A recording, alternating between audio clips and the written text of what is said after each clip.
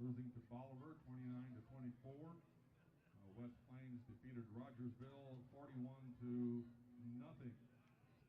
Those were both Class 4 games. Class 5, Glendale lost to Republic 62-30. Parkview defeated Branson 35-6, and Kickapoo stopped Joplin 35-21. So tonight in Class 4, West Plains hosts Carl Junction, Parkview entertains Republic, and Kickapoo is on the road at Kansas City Rockhurst. Those three games in addition to the one here and the one in Camden.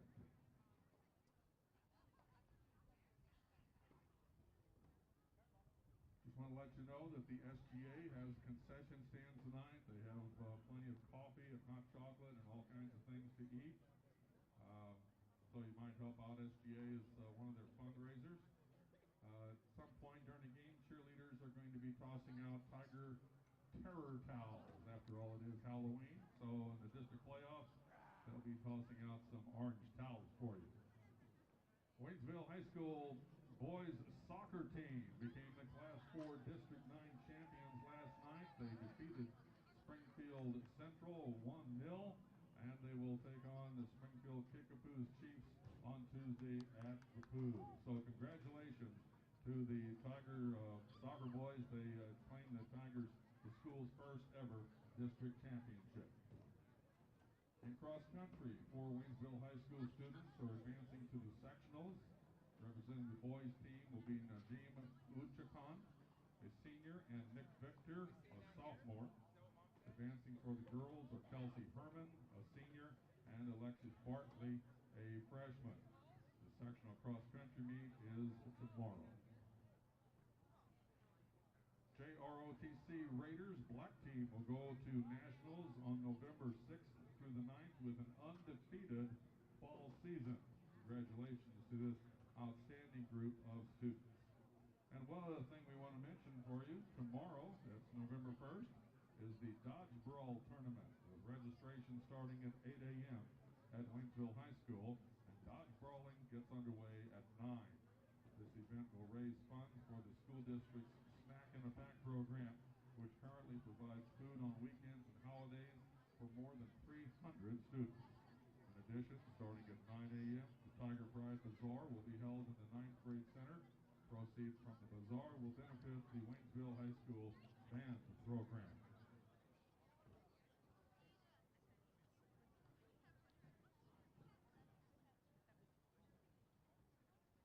Let's take a look at the starting lineups for tonight's game. First of all, for the visiting Columbia Battle Spartans. Columbia Battle is a new high school. Last year, opened its doors last year. This is the second year for Columbia Battle. They're coached by Gary Tyler. Starting for the Spartans tonight, a sophomore wide receiver, number 4, Javon McQuitty. Senior running back, number 5, Nash Sutherland. Junior tight end, number 8, Jerion Nelson. A senior wide receiver, number 11, Kellen Nagel. A junior wide receiver, number 13, Shyrome Thorpe. A sophomore quarterback, number 14, Brevin Tyler. Sophomore wide receiver, number 15, Xavier Johnson. Senior tight end, number 18, Chandler Anderson. Senior running back, number 31, A.J. Jones. Junior lineman, number 50, Ivan Keel. Sophomore lineman, number 51, Davion Adams. Senior lineman, number 60, Dalton Roberts. Junior lineman, number 66, Brandon Hendricks. And sophomore lineman, number 75, Tanner Strodeman. Starting defense for your Waynesville Tigers this evening, a senior defensive back, number 4, Kareem Isaac. Senior defensive back, number 6, Nigel Farmer. Junior defensive back, number 10, Seth Hedrick. Senior linebacker, number 15, Zach Melvin. Sophomore linebacker, number 31, Rayshawn Pickett. Junior lineman, number 32, Sam Roberts. They also wear number 68. Senior linebacker, number 33, Willie Parker. Junior defensive back, number 30, Reggie Walker. Junior linebacker, number 45, Cedric Williams. And senior lineman, number 85, Jason Patrick. The Tigers are coached by head coach Rick Vernon and his coaching staff, defensive coordinator Carl Wilkie, offensive coordinator Derek Heflin, Patrick Knight, Panino Stevenson, Andrew Hagan, Shane McPherson, Gary Schultz, and Josh Olivas.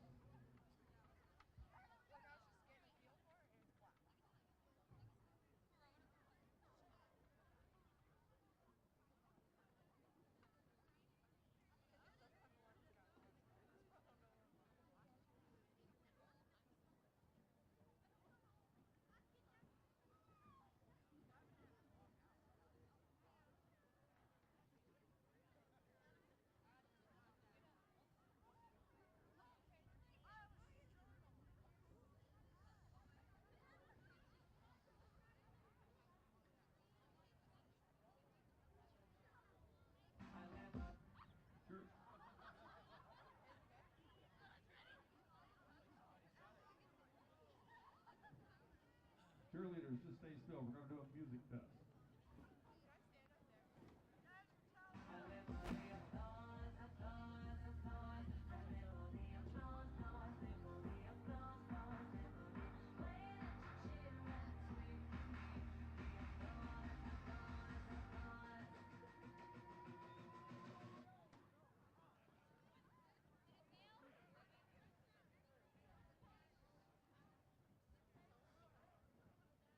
Wishing a happy Halloween to everybody out there tonight. I assume that we'll have a lot of little trick-or-treaters making their way into the stadium after they've loaded their candies up.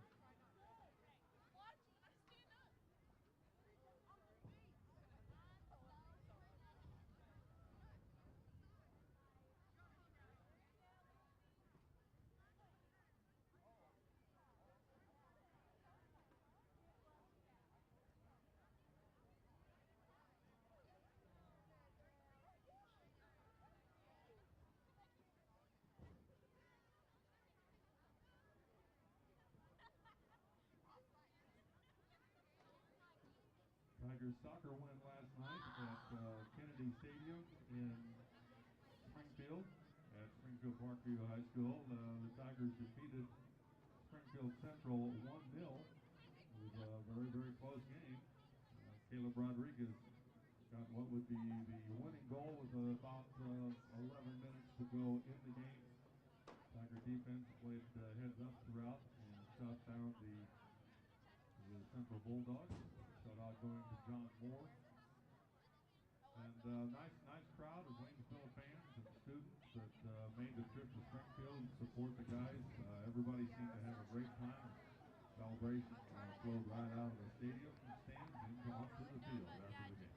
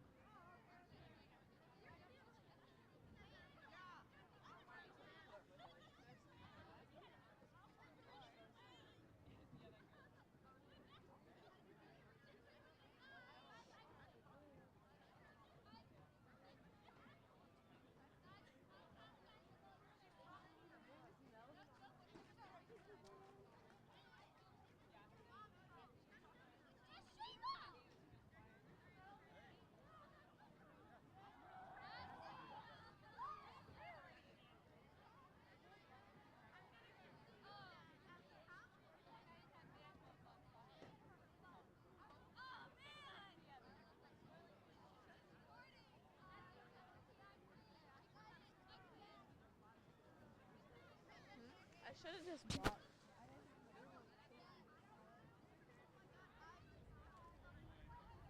All students, please, it's time for you to make your way to your seats. Students, please make your way to your seats at this time. Thank you.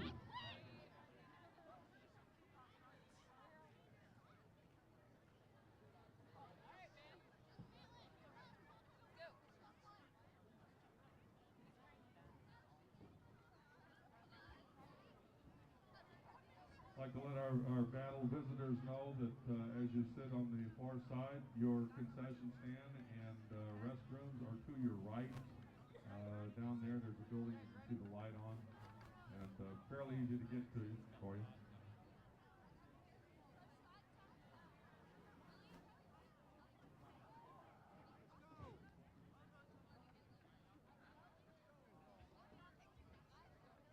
Ladies and gentlemen, as part of the pregame activities, the Waynesville High School varsity cheerleaders will perform their competition routine. The 22 varsity cheerleaders, which include 19 girls and 3 boys, are coached by Shauna Smith. Let's show them our spirit with a round of applause to welcome them to the field.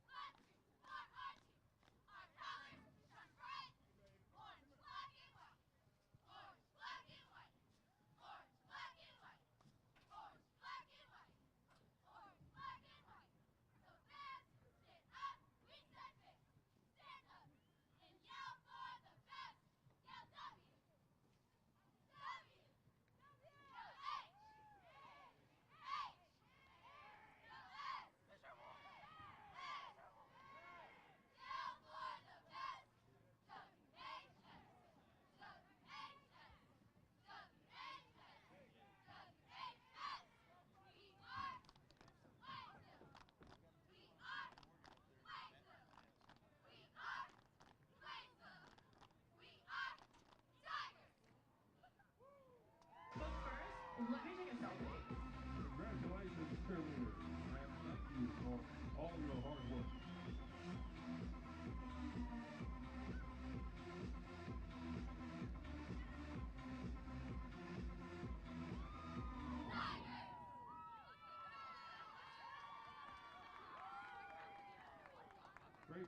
Great job, cheerleaders. Appreciate all your hard work throughout the season. By the way, folks, the cheerleaders are tossing out Tiger Terror towels on this Halloween during the district playoff game. So be on your toes, and maybe you'll grab one of those orange and black Tiger Terror towels. Ladies and gentlemen, please rise as the color guard marches onto the field.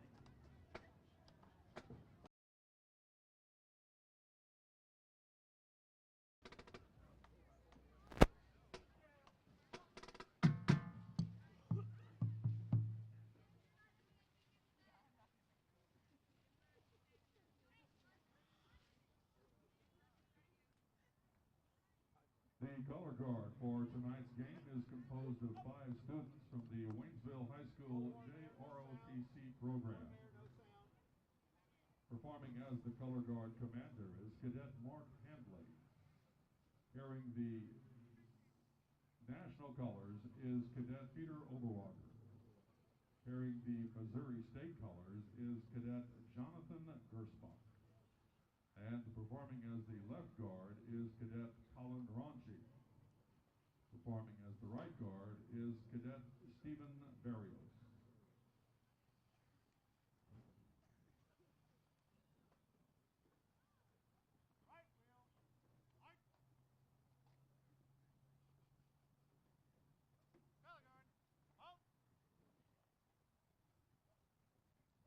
please remove your headgear and place your right hand over your heart for the playing of the national anthem.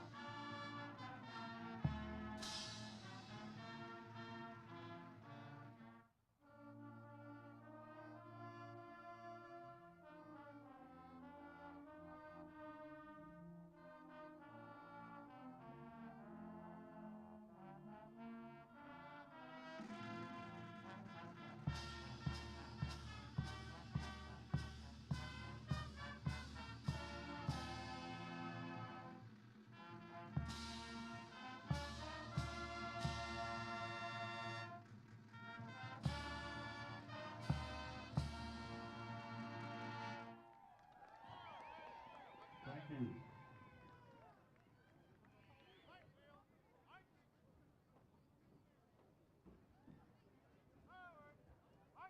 This game is not only an interscholastic competitive matchup between these two schools, it is also an extended educational experience for the student athletes. The Missouri State High School Activities Association and Misha member Waynesville High School know that events such as these help teach life values to the young participants. Keeping that in mind, we ask you to continue to throughout Missouri tradition and display good sportsmanship throughout the complex.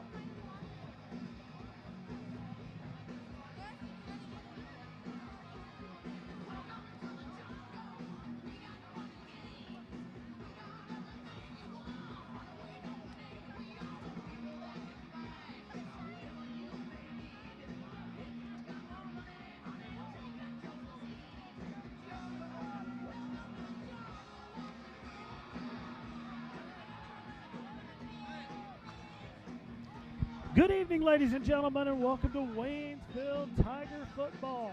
District 5 competition semifinals come to Waynesville tonight as Columbia Battle makes the trip down to take on the Waynesville Tigers. The Tigers for the bye last week, seeded number 2. Columbia Battle seeded number 3 in districts. And we have a Halloween extravaganza here at Tiger Stadium tonight. I'm Mike Rawlings. Along with me tonight is Matt Johnson. Matt, I think we have in front of us tonight the best district semifinal in the entire state of Missouri.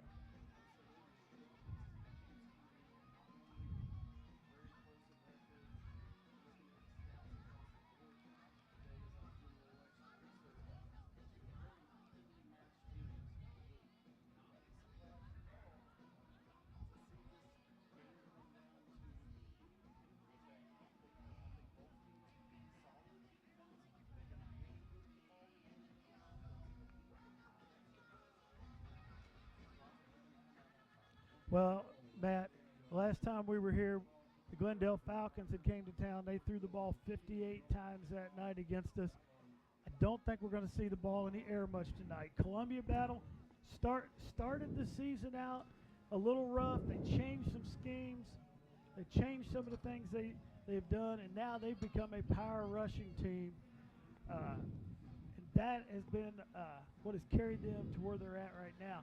As the season has progressed, people around the state talked about this team getting better and better.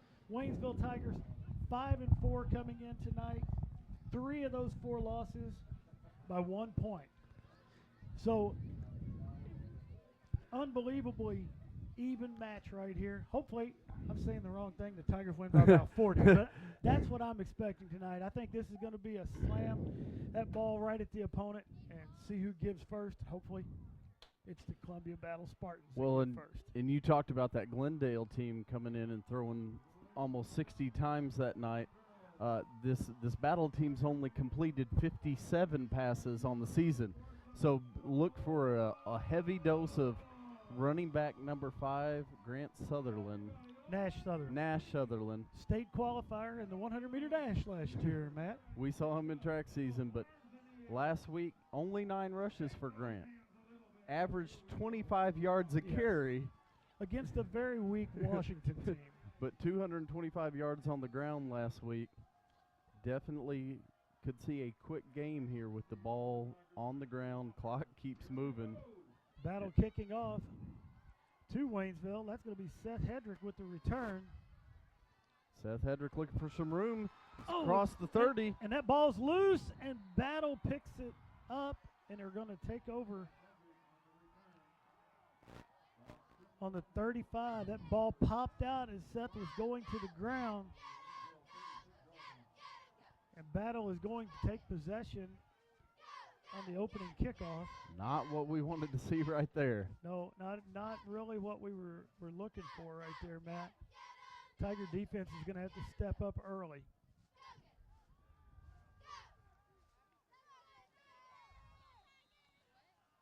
That's Sutherland right there, number 5 in the backfield.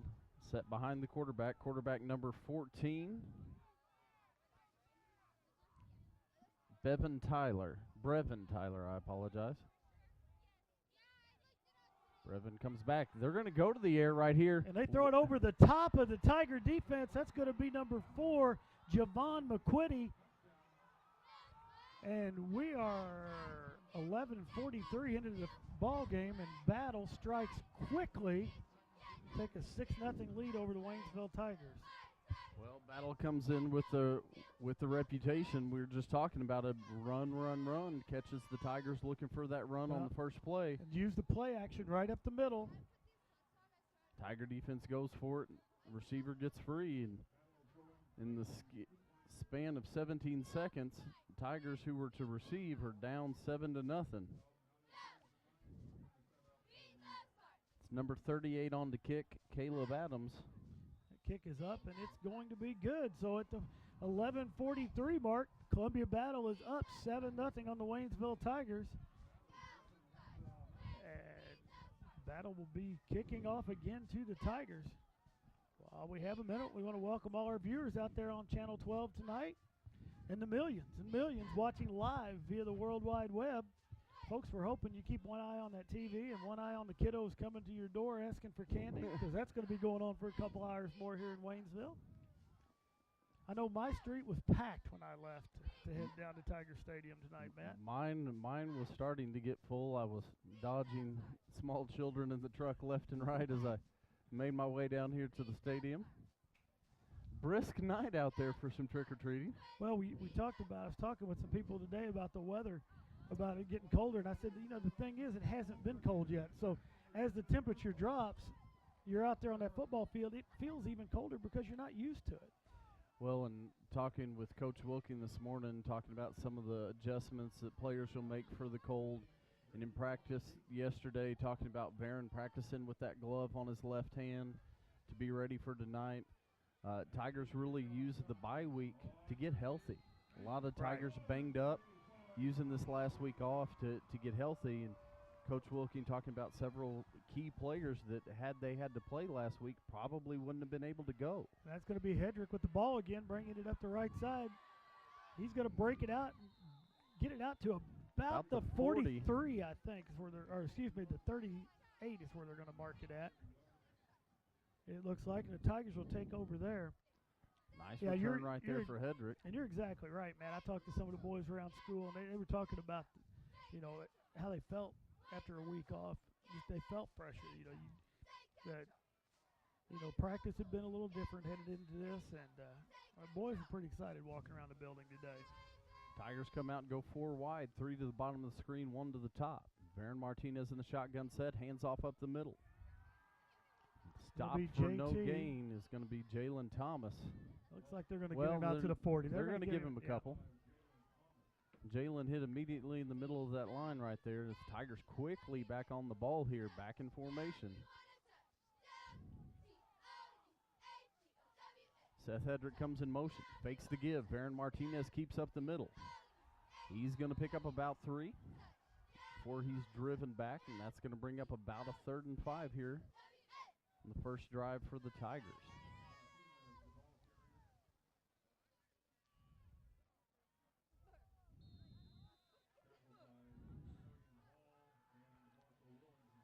Arian Hall in on the tackle.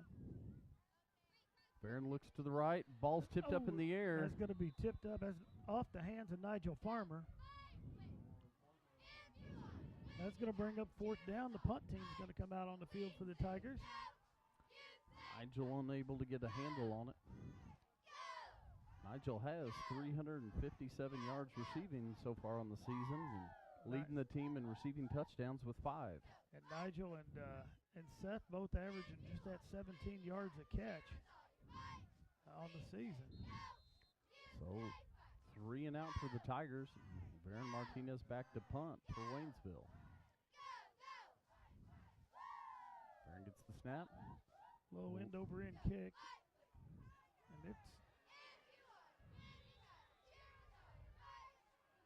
And the Tigers are going to down it on the 20.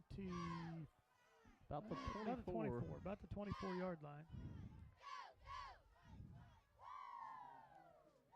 So the Tiger defense, under the direction of Coach Carl Wilking, come back onto the field.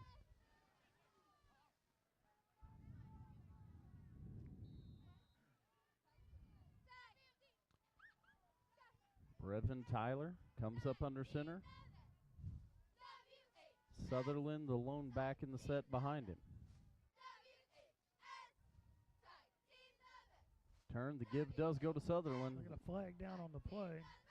Sutherland's still on his feet. He's going to be dropped. That's going to be Sam Roberts bringing him down, but we'll see what the flag is.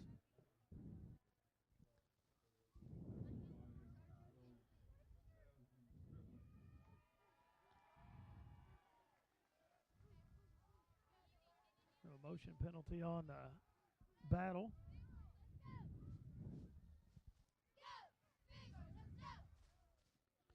Tigers are going to decline that. Make it 2nd and it's like 9. So the tackle for Sam Roberts will stand, bringing him to a nice total of 67 tackles so far on the season. Man, I hated Listen, the Kickapoo game 2 weeks ago, because I would have loved to have seen Sam pick up the fumble and return it for a touchdown. Big Sam gets moving. He'd be a hard horse to bring down. Fakes the handoff. Pass goes to the outside. That's going to be and that's a intercepted by Waynesville Hedrick. Tiger. Hedrick brings it down the sideline. He's going to be brought down about the 5-yard line. Well, Matt, I think the first time we've seen the cold take over, you can see as that pass took off, it just floated out into. Absolutely. Seth Hedrick sees it floating, jumps in front of the receiver, grabs that, and brings it all the way back down to the 5-yard line. And just like that, the Waynesville Tigers are in business at the 5-yard line of Battle.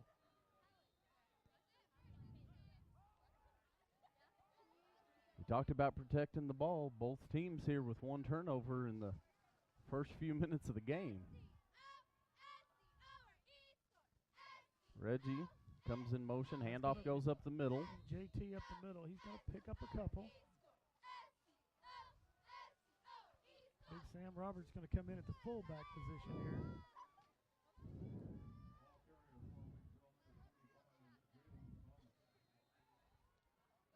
Tigers huddle up real quick here.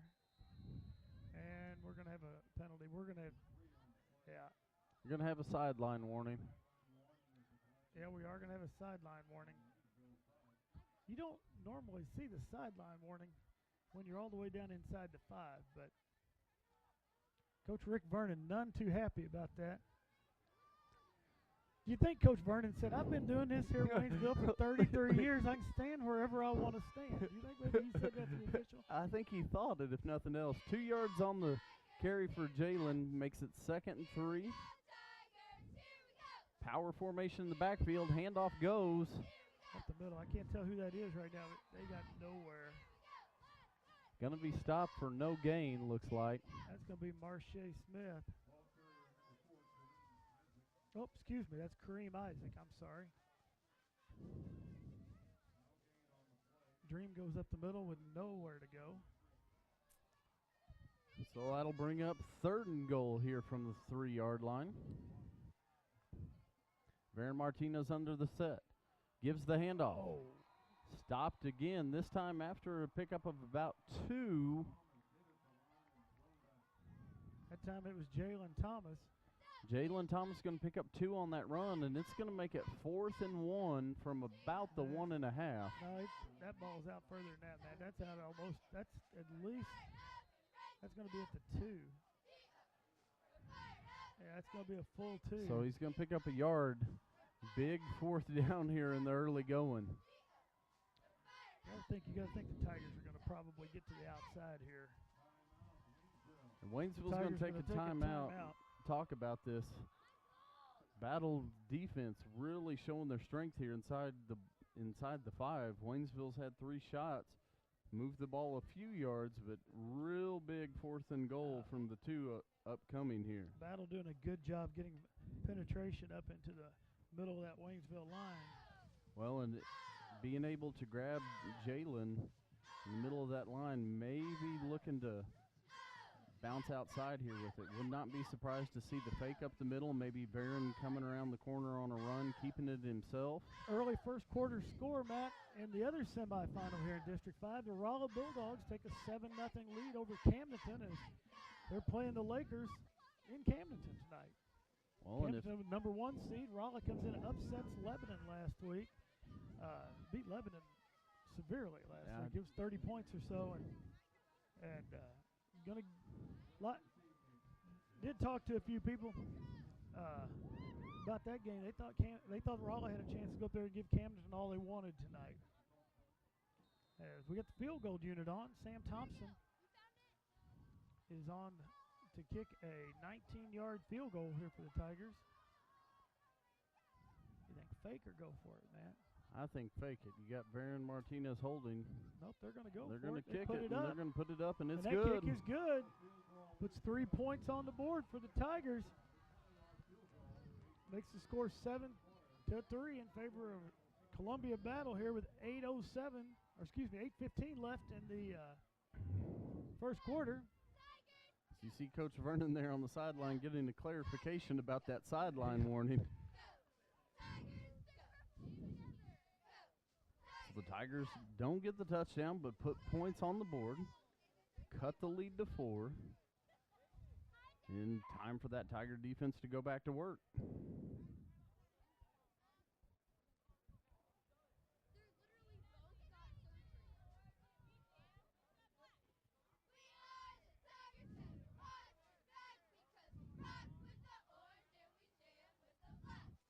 Sam Thompson tees the ball up for the Tigers.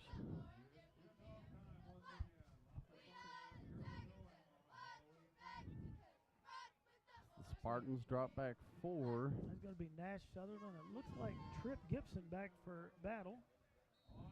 Sutherland is on the near side. Kick goes right down the middle. It's going to be picked up by Sutherland. It is going to be picked. Sutherland brings it up the middle. Spins out of one tackle. Brings it out to the 35. We saw that little burst of speed there. He picked up the ball and got headed this direction. Yeah, I said that quickly in the early goings. Sutherland goes to the state track meet last year. Doesn't get into the finals. We saw him run at districts and sectionals. I was a little surprised he didn't get into the finals last year, to be all honest. Matter of fact, Matt, defending 100-meter state champion on the Columbia Battle team. We haven't seen him on the field tonight. Ben Brooks. Definitely some speed there. Well, this Battle team is handoff goes to Sutherland. Battle's a school in Columbia that this is only their second year in existence. They picked up some students from Rockbridge, but took the majority of their students from Columbia Hickman. Both Brooks and Sutherland were both Columbia Hickman kids before Battle opened up. Yeah, Battle located on the eastern side of Columbia, just north of I-70 north there. Of I-70. The only school north of I-70 there in Columbia. Haven't had a chance to go visit that campus yet. This time, quarterback keeper. Brevin Tyler's going to go forward and pick up about 3 more, so it looks like it'll bring up about 3rd and 4.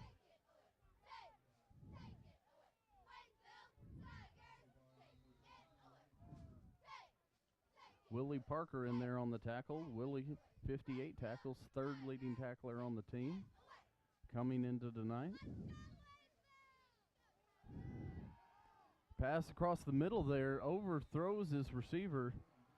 Threw a bullet out there into the flat. Nigel Farmer looked at it, dove at the last second. If that ball wasn't thrown quite so hard, Nigel Farmer was going to take that the other direction. That ball hits Nigel in the chest, thrown that hard, it might knock Nigel on his back. So that's going to bring up 4th and 4, and Battle comes out looking in the punt formation. Hedrick and Reggie Walker back for the Tigers. Snaps back the kick, a little low bouncer. It's going to head right towards Hedrick, but he's going to, with the coverage team right there. And we've got flags down. We've got looks like 2 separate flags here. Well, we had a little altercation, it looked like, out about the 40.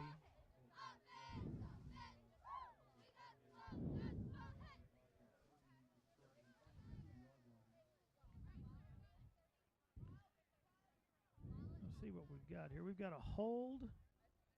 Well, maybe not. We're going to talk about this again. We got a hold on Battle.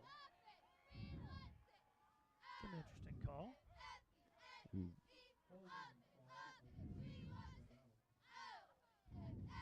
Not something you usually see on the kicking team in that situation. No, and not that far down the field. No, if that's if back you at the see line a of hold, scrimmage, yeah. right, that makes a little more sense, but that flag was thrown at the 35. Officials are discussing how they're going to mark this off. They'll mark it off from the 35. 10-yard penalty from the spot of the hold. That'll move the ball all the way up to the 45, and Baron Martinez and the Tiger offense will go back to work here. Nice field position to start this 3rd drive.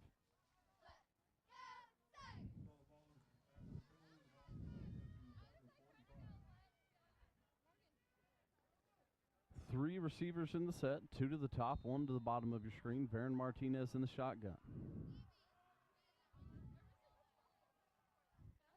Seth Hedrick comes in motion. The give goes to Seth. Seth's going to be brought down behind the line of scrimmage. He's going to lose about a yard.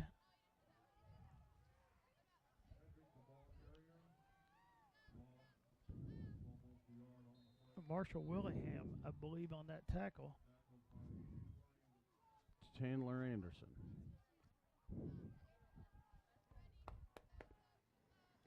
Seth Hedrick, we've seen that play work a lot this year. Seth Hedrick, the yardage leader for the Tigers here, was I was looking at stats today, total yards. Whoa, and it's going to be a handoff to Marche Smith. He's going to be brought down after about a 4-yard loss. That time it was Marshall Willingham. He was the only one in the backfield for Battle. Yeah, Varon faked kept that handoff. And Varon and Marche were both hit in the backfield. Well, I don't know who got the tackle then, because Willingham, he hit Marche really hard. Tigers spread out 4 receivers, 3 to the bottom, 1 to the top. Varon Martinez rolls out to the right. Got some protection, finds Seth Hedrick. He's going to be knocked out after about a 9-yard reception, but he's going to be 5 yards short at least, maybe 6 yards short. He's going to be 6 short, 9 on the pickup, but it's going to fall 6 short, so it's going to be 4th and 6. Midfield, and Tigers come out and look like we're going to punt.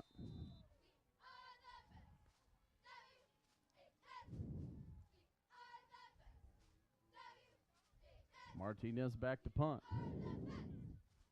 Nice punt by Varon. Nice high end over Well, end we kick. got 2 guys fighting over it down there for Battle. And that's going to be number 30, Isaiah Mead with the catch, and he's going to be brought down all the way back at about the 10-yard line. I guess they're going to mark it at the 11. I'll give him forward progress to the 11, but he doesn't call the fair catch right there, and he's met immediately. Well, 2 Spartans there fighting over the ball.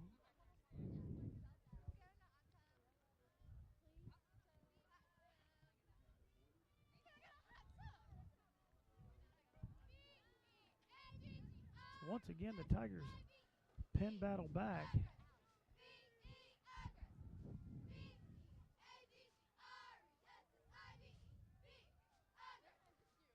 Handoff goes. That ball's loose. That ball's out, and the Tigers are on top of it. Tigers covered up at the 7-yard line. 33, that was Willie Parker with the recovery. Fast Willie Parker covers that that fumble up. And it'll be 1st and goal from the 7. Tigers right now winning the turnover battle against Battle. That'll be 2-1 in favor of the Tigers. Well, we got a change of possession there. Matt, want to say a big hello out to Scott Kempen and Jimmy Wilking watching us tonight on Channel 12. All loyal, faithful viewers. Those guys are watching us and handing out candy. They've got quite the action going on there. Well, if you want to get some candy, kids, you know where to go now. Varon Martinez drops back. Now he's going to take off and run it. Varon's moving back forward. To the line of scrimmage, maybe picks up a yard. It's going to be pretty close. I think they're going to call him down at the 7 as Varon was looking nice coverage that time by the secondary for Battle. Varon had plenty of time in protection, but the receivers were covered well in the end zone there. So that'll bring up 2nd and goal from the 7-yard line. Reggie Walker, wide out to the top. Seth Hedrick to the bottom. Seth Hedrick comes in motion. There's a flag down on the play. There's another flag down on the play. Seth Hedrick.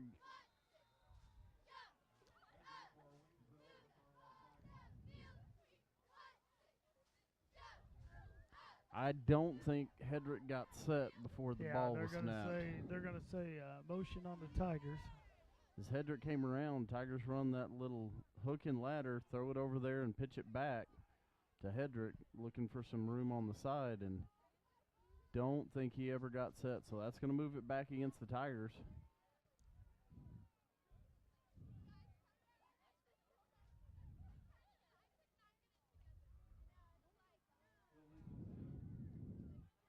that'll move it back. It's still 2nd and goal. Ball now sits at the 12-yard line.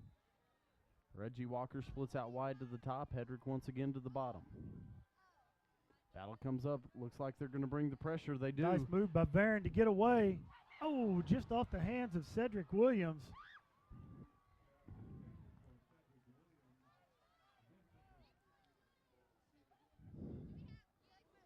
Cedric looking for his 18th catch on the season right there. Not able to get the hands up and on it. So that'll bring up 3rd and goal now. Ball sits at the 12-yard line for the Tigers. We've watched Cedric as the seasons went on. He's become more and more of a weapon in this Tiger offense.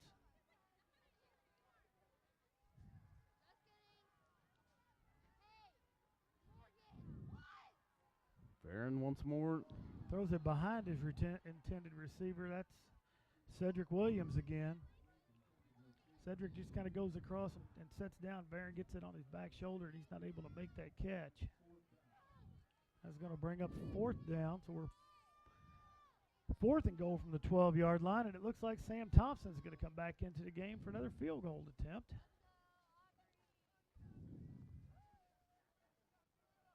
This one looks like it'll be about 29 yards.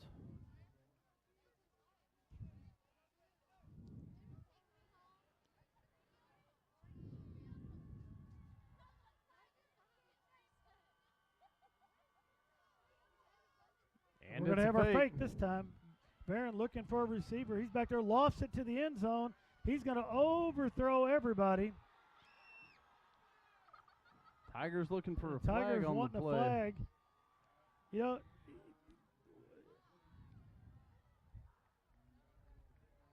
Barron got that over the top of everybody there.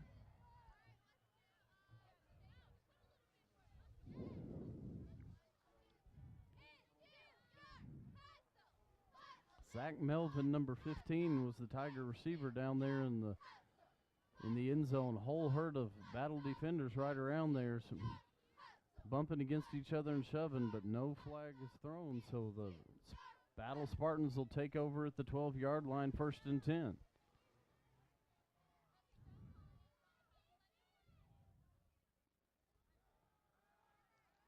Quarterback keeper there as Tyler takes it up the middle. He's going to pick up about 6.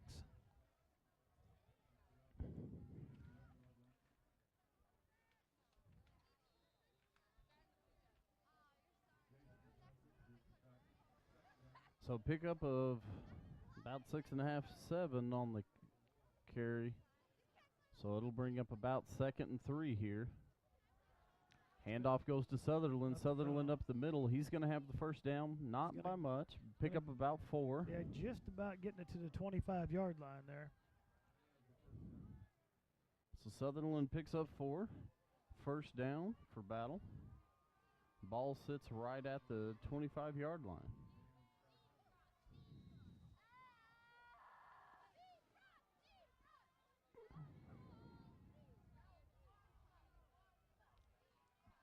I think that's Battle's 1st down tonight, isn't it, Matt? I believe it is.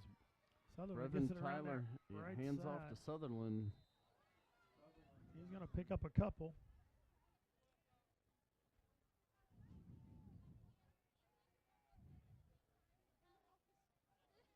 Looks like they're going to give him about 2 yards on the carry. So that'll bring up about 2nd and 8 as we've got an officials timeout here. Looks like we've got a player down on the far sideline.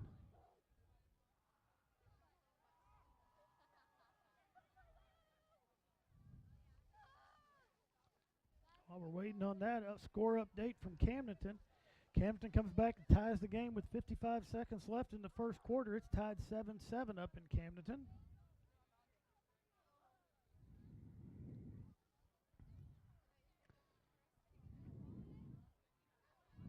Big story from there is Satula and his backup Martin are both on the sideline with injuries. No report on if they're going to come back in the game or not. Sutherland up the middle. He's going to pick up about 3. Sutherland full head of steam coming as he got to the line. Tiger defense pops him right there, stops him for the short gain, brings up a big 3rd down here for the Tiger defense.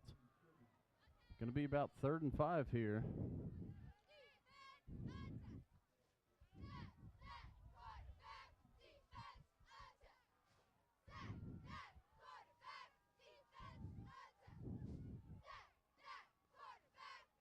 Have a little wildcat formation here.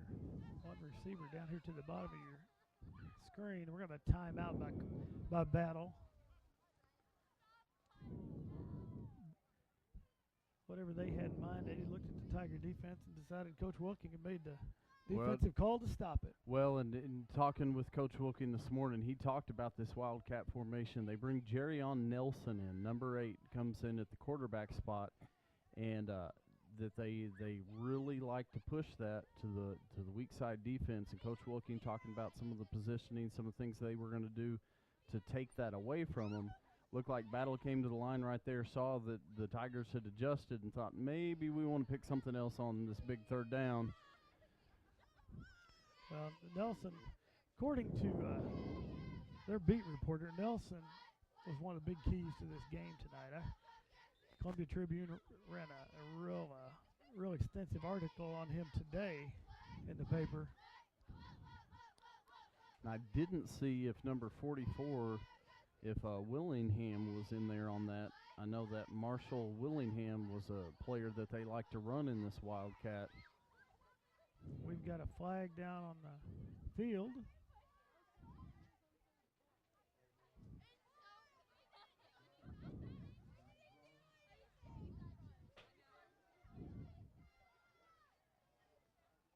Yeah, that's going to be one too many Tigers. Yep.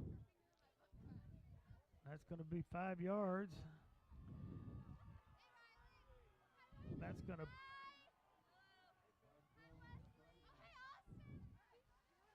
And it is. It's going to be a first down for Battle as they pick up a first down on the too many men on the field penalty.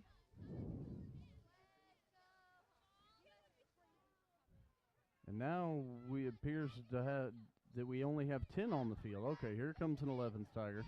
Went from one too many to one too few. And now we're going to have a timeout by the Tigers.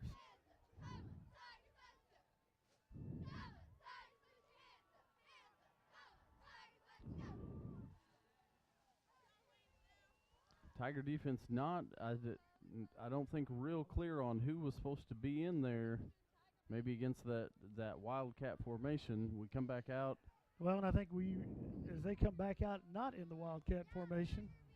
We'd adjusted and then unadjusted and then didn't readjust. And I'm looking at Coach Carl Wilking down there, and he is none too happy. No, I don't think he said a lot of nice things. Well, that is the politically correct way to put that, Matt. So with 11 defenders now, we'll come back and try this 1st and 10.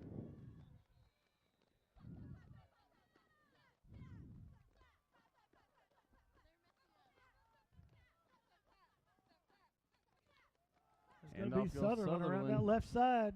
Sutherland with some room. And that ball's loose. And the Tigers They're going to say he was down. Oh. They are going to say Sutherland was down. No. Well, they pointed our way. I don't think you can mark it there and point our way, though. Wow. Wow. Wow. They're going to say Sutherland was down. I don't believe he was, but... Wow.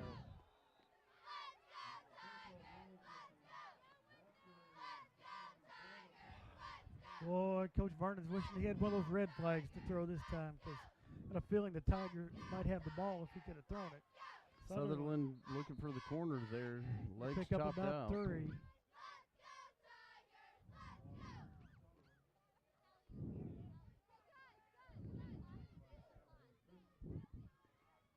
It's this cold. That football's hard as a rock.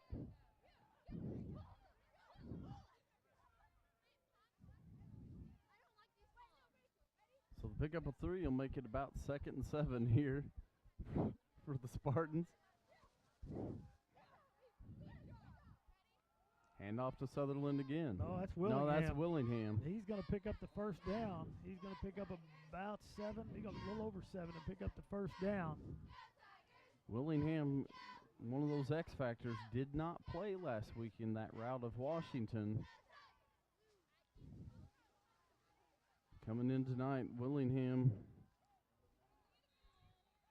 28 carries. 28 carries on the season, 149 yards. They're coming going into right tonight. back to him. He takes it around the right side, and he's going to pick up about 5. That'll make it about 2nd and 5 here as the Spartans take the ball down into Tiger territory. Ball sits right about the 39-yard line of Waynesville.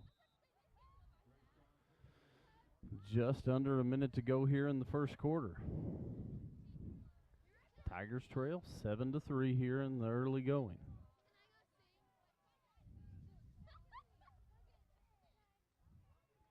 There'll be a pitch over to Willingham this time.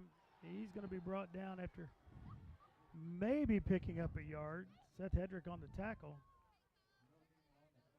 Takes his legs out from under There's him. going to be no gain on that play. They mark him down at the 39.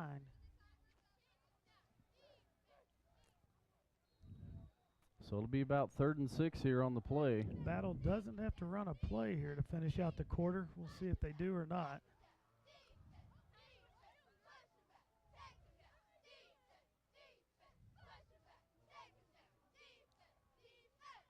And no, Battle's not going to run another play, I don't believe. If we're going to come to the end of the first quarter with Columbia Battle up 7-3 here in District 5 semifinal action on Halloween night in Waynesville.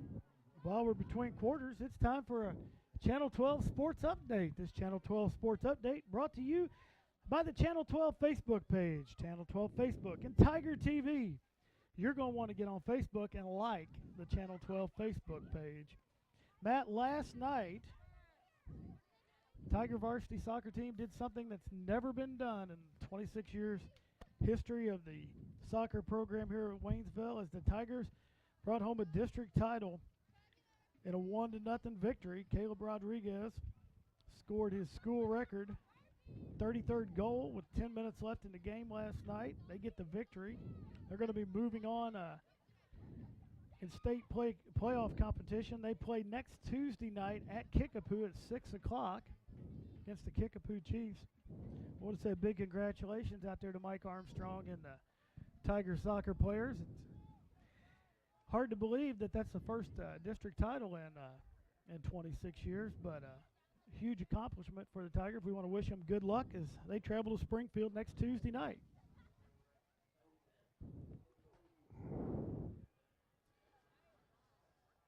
And we're just about set ready to go here. Big 3rd and 6 upcoming. Looks like Willingham in the backfield. Handoff goes to Willingham. Still on his feet. He's got the first down and going. He's still going, and he's going to take it to the house. First play coming out in the second quarter, 39-yard touchdown run for Marshall Willingham as Battle extends that lead to 13-3.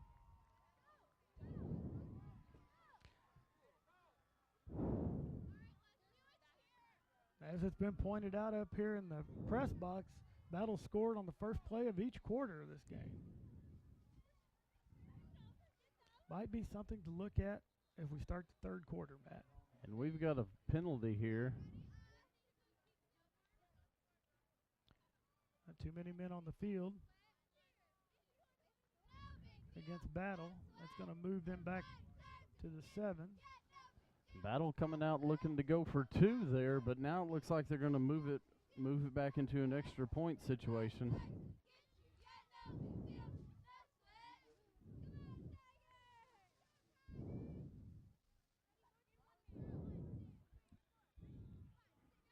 Kick That's is up, good. and it's good. So that extends that lead to 14-3 here. 11:50 left in the first half. Matt, Tigers doing a very good job play-to-play stopping Battle. They had 2 big plays that have resulted in touchdowns.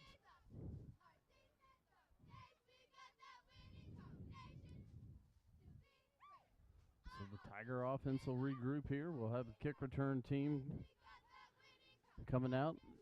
Expecting to see the name I heard kicked around in the return game this week was David Adams. Possibly back do a little kick returning for the Tigers.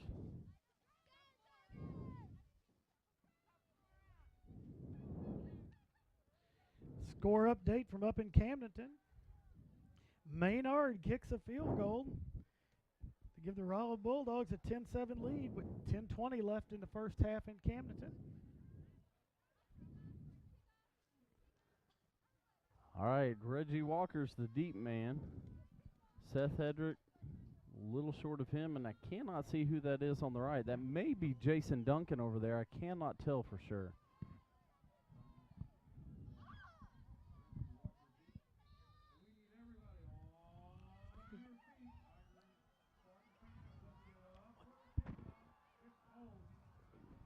Oh, that is David. Kick's going to come towards Hedrick. He's going to field it on the run. Oh, almost slips that tackle. He's going to bring it out to the 32.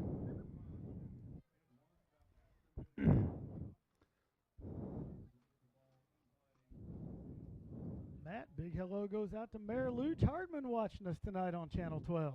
Another one of our faithful viewers tunes in to watch us. Hope she's warm at home, handing out the candy. And Luge and Paul watching us from the comfort of their house.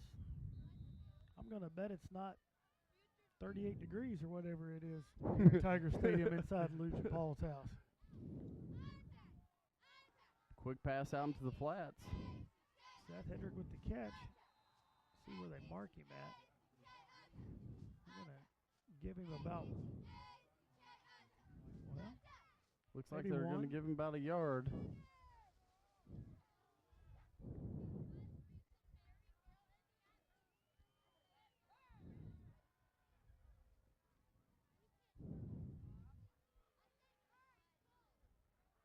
Baron Martinez brings them to the line on the shotgun set.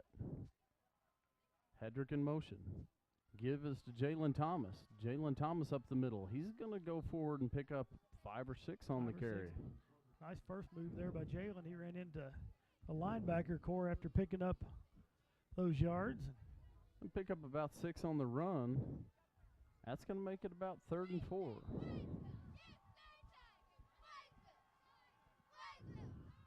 Third and 3, my apologies. Thomas in the backfield behind Varon. 2 receivers to the top of your screen, 2 to the bottom. Farmer in motion. Fakes the give. Varon keeps it. Looking for some room on that side. He's going to be brought down in the backfield. He's going to lose a couple.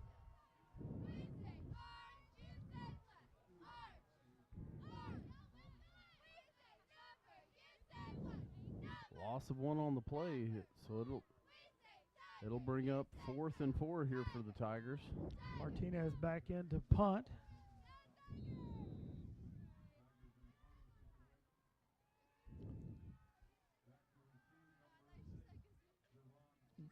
Jerron Key back for Battle.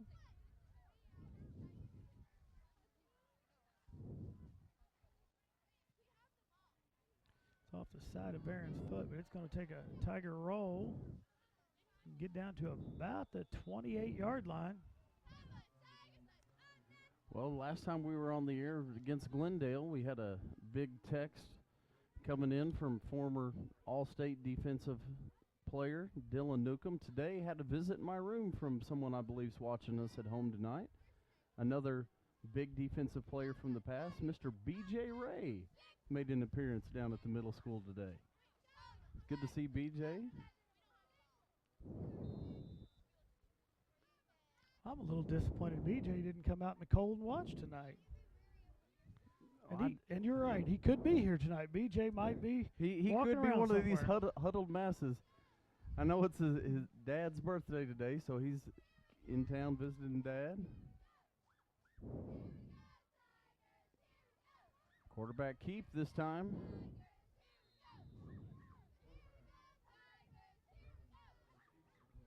Brevin Tyler going to pick up about 6 on the play before he's brought down by Seth Hedrick.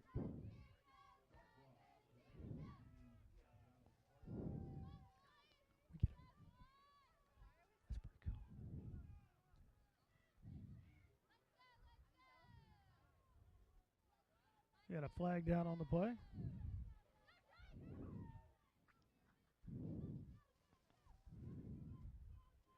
We're going to get a chop block against the Spartans. That's going to move them back plenty. They've almost moved them back so far I can't see without readjusting.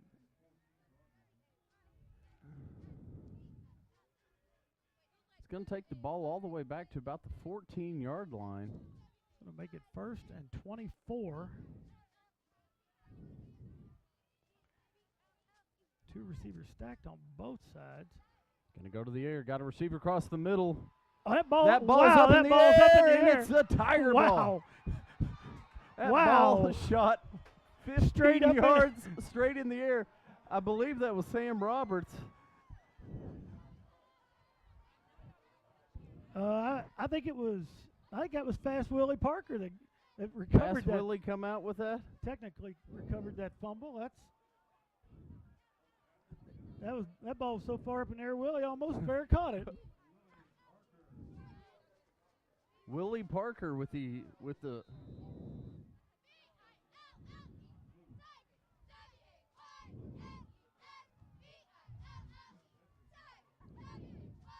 Baron Martinez drops back.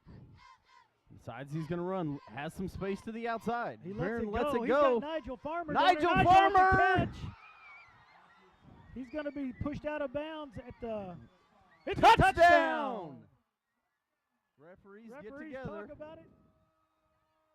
And the Tigers, on a 32-yard touchdown pass from Baron Martinez to Nigel Farmer, close the gap 14-9 with the extra point coming.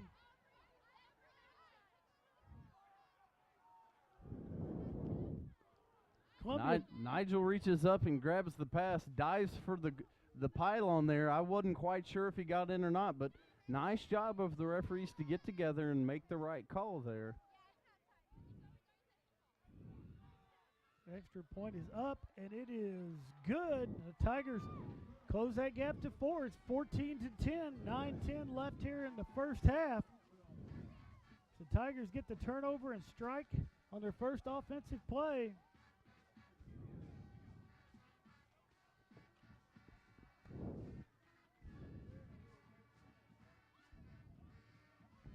I think the Columbia Battle sideline was contesting where Barron might have let go of that ball, but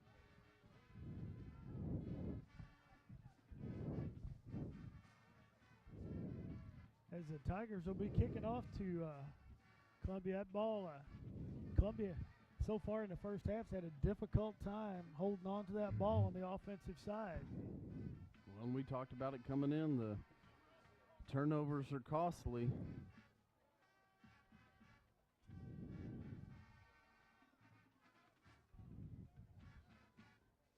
So 9-10 to play here in the first half, and the Tigers trail by 4, 14-10. Sam Thompson tees the ball up for the Tigers.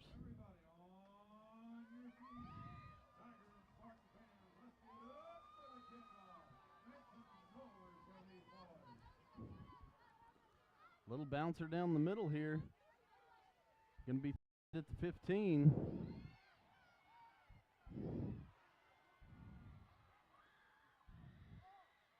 He's still on his feet. We got a flag down on the play. You come across the field like that, it's hard not to get a illegal block in there. That was the number. Shyrone Thorpe was the ball carrier there. Fielded it at the 15. Brings it back to the 29, pending the flag. So a 14-yard return. And it's going to be a hold against the Spartans, so that's going to be coming back. That's going to bring it back a long ways for that flag. And you talk about it, when you field the kick on one side and you come all the way around, it really sets your defenders in a tough position right there. Somebody gets a hold of a jersey, and we're going to walk off 10 from the spot. Well, if they don't get a hold of that jersey, almost next to impossible not to hit somebody in the back. So that'll set the Spartans up. First and 10 with the ball right about the 17-yard line. Yep. So a good return nullified right there. for Battle, and they'll take over 1st and 10, 17-yard line.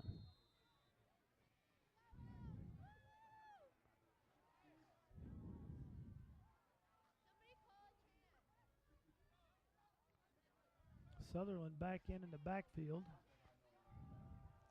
He's going to have the ball this time. Some room to run right there. He's going to pick up about 7 on the 7 play. yards, yeah. I have a feeling maybe that last series, Sutherland got talked to about the importance of ball security. Well, and we talked about it. Such a cold night. Those footballs, whether you're kicking it, carrying it, whatever you're doing, just hard as a rock. Get hit, that ball pops loose. Going to be the quarterback keeper this time around the left side. He's going to pick up the 1st down, about 6 yards on the carry. That'll bring it all the way out to the 30-yard line, so it'll be 1st and 10, Battle from the 30.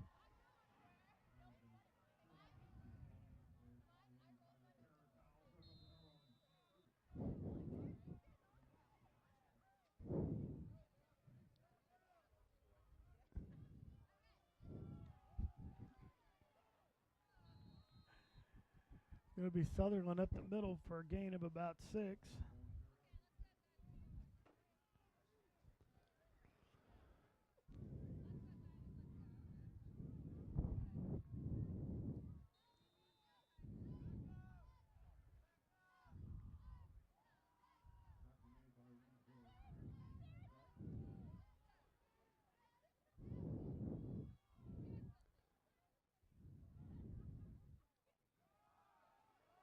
Going to be handoff to Willingham. He's going to be dropped right at the line of scrimmage there. Nice job by the Tiger defense coming forward, and it's going to be about 3rd and 4 here.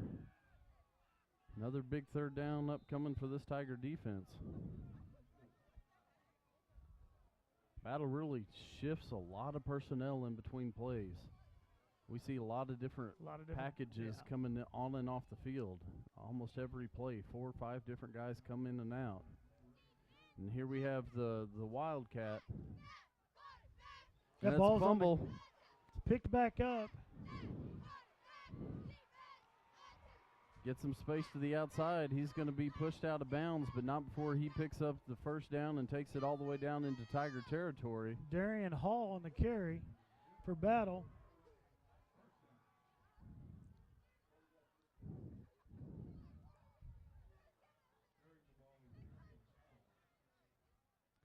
So a pick up a 16 on the play, 17. So that'll make it 1st and 10, ball just into Tiger territory. Once again, Battle puts that ball on the turf.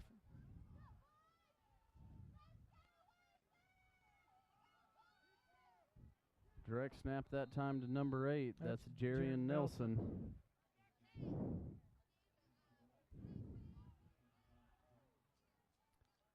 Going to pick up about 3 on the carry. Down to the 44. So that'll make it 2nd and 7.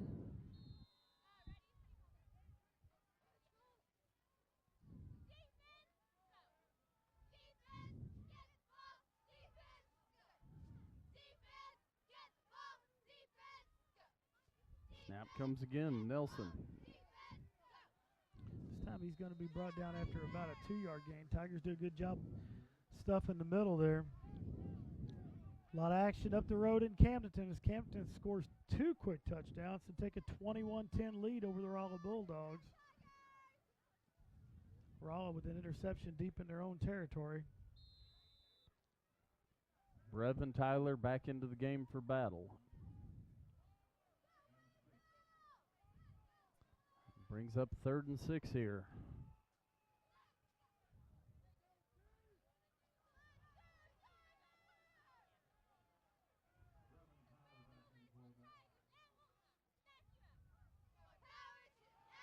Brevin Tyler under pressure. He's grabbed and he's dropped. He's Sam Roberts and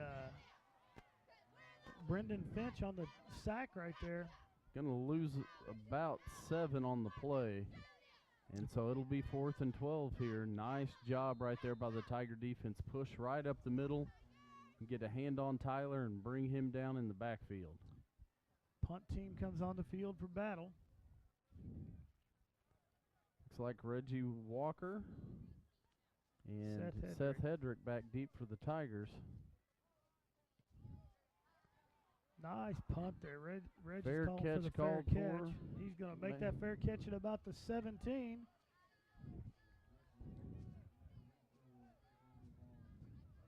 So the Tigers will be taking over 1st and 10 on their 17-yard line. 4:53 left here in the first half. Battle up 14-10. So Baron Martinez and the Tiger offense back to work here. Just under 5 minutes to play. Tigers go 4 wide, 2 to the top, 2 to the bottom of your screen. Jalen Thomas in the backfield set behind Baron. Baron turns. Pass is knocked down. down. At the line. Chandler out. Anderson with the knocks that pass down for Battle. Looking trying to for get the ball to Nigel Farmer out there. Right there, a little quick pass right at Nigel.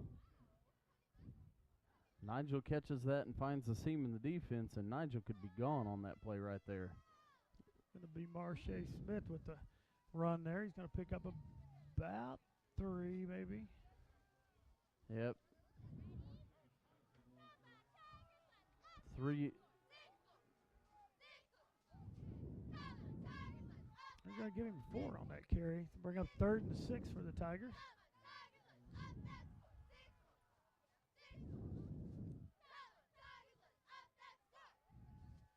Baron Mar takes it.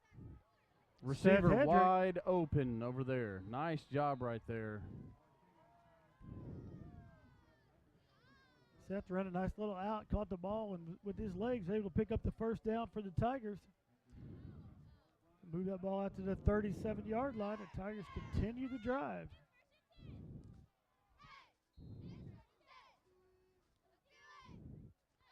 Tigers have 2 timeouts, I believe, to work with here in addition. Clock stops on the first down. Reggie Walker comes in motion. Baron Martinez keeps it. He's going to drop for about a yard loss on the play. I believe the Tigers just have 1 timeout to work with. Just here. 1? Yeah. You are correct there.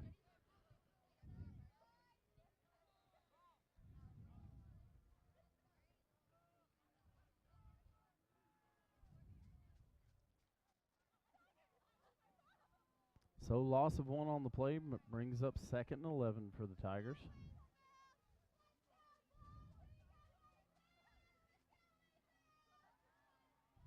Quick pass out to Nigel Farmer. Nigel, he's going to get it down. He's going to pick up about 9. Going to bring up a 3rd and 2. To get the ball, he gets the ball out to the 45.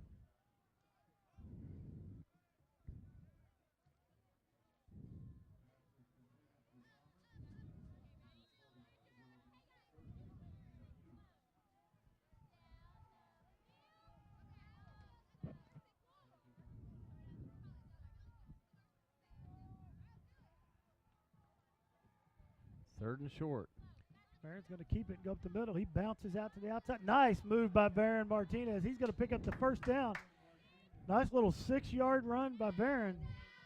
That's going to be your first down. Takes the ball just across the 50 into Spartan territory. Well, Baron stopped in the backfield, able to get around a couple defenders and pick up 6 in the first down. We're under the 3-minute mark here in the first half. Tigers split 3 wide to the top.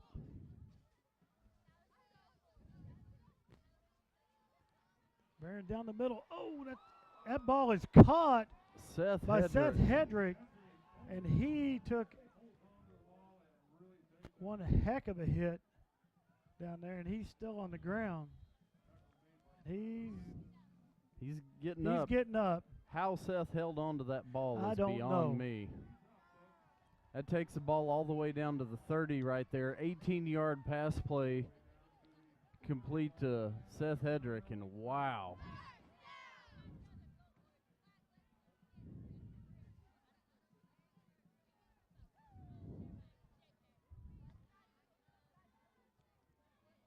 Smith got the wind knocked out of him, is what it looked like. He's going to come over and ask what the license number of that truck that hit him was, and he'll get back out on the field, I got a feeling.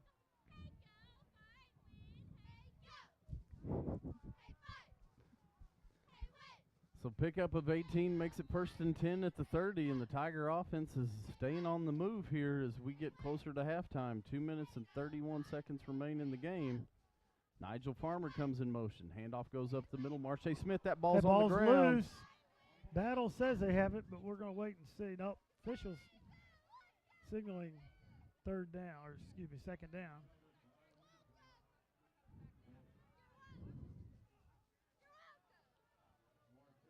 Tigers lose 3, but keep possession of the ball right there.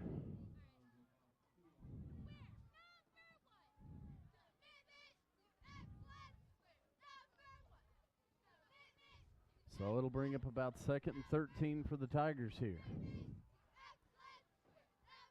2 receivers split wide to the top, 1 out to the bottom. Reggie Walker comes in motion to the top of your screen. They're going to go to swing Reggie. Pass goes to Reggie. Can't get the handle on it, and that'll be incomplete. 1:43 left here in the first half. Tigers are going to be looking at 3rd and 13 from their 33-yard line.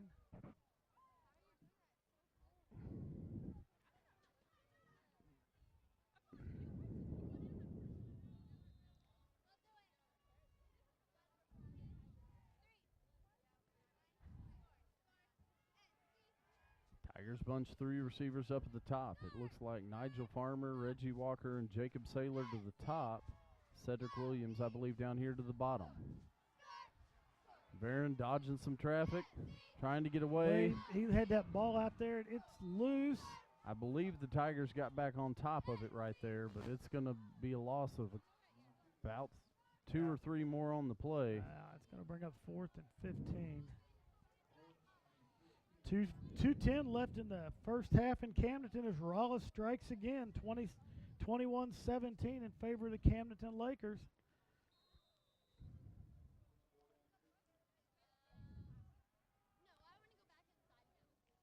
With just over a minute to go here in the first half, the Tigers are going to go for it here on 4th down. It's going to be 4th and 15. Marche Smith in the backfield behind Barron. 3 receivers at the top, 1 at the bottom. The Tigers are going to take their final timeout as the play clock had gotten down to 1 second. So with 57 seconds left here in the first half, Matt, 4th and 15 for the Tigers. Kind of sitting in no man's land. You might as well go for it from where you're at and see if you can make something happen. Well, and take a shot from this point in the field. You get a punt that rolls into the end zone, it's going to come back to the 20, and so you're talking about netting really 10, 15 yards. Might as well take a shot, try and get back on the board here before half. Cut that lead, or take a lead. Take a lead. Where it's a touchdown. Tigers talk it over in the huddle. Come up with a play. They may just been wanting to look and see what Battle was going to come out in as far as defensive set. Linebackers came down. It looked like they were going to put the rush on. We'll see if they come back with it or not.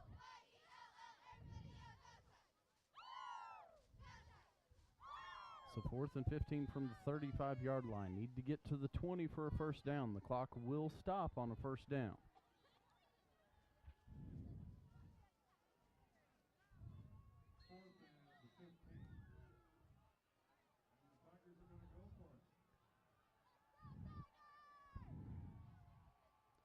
Nigel Farmer in motion. Comes to the top.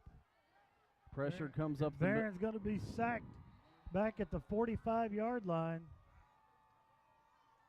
So now Columbia Battle is going to take over. 51 seconds left here in the half at the 45. You know they're going to try to put some more points on the board from in this field position. Well, a little push up the middle for Battle right there, and then just coming free off of both ends. They get right to Barron right there. A little breakdown in blocking, and Barron takes the loss and sets Battle up 1st and 10 at the 45-yard line. As you said, 51.2 ticks left on the clock. Battle's going to go for points. Battle comes out. Brevin Tyler, shotgun set. 4 receivers. Nash Sutherland in the backfield behind him. Tyler throws one He's up. going to overthrow his receiver. If that was an accident, that was a really good job there by the receiver, number 15, Xavier Johnson, of saying he can't catch that ball. So let's act like we're tripped up and fall down, see if we can get a flag. There's no flag on the Good play. no call there. Yeah, it was definitely a tangled foot there. He goes down.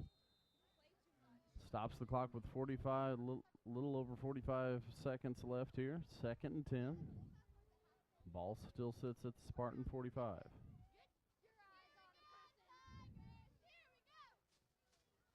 Going to give it to Sutherland. Yeah, it's going to be Nash Sutherland up middle. He's going to be stopped after about a 2-yard gain.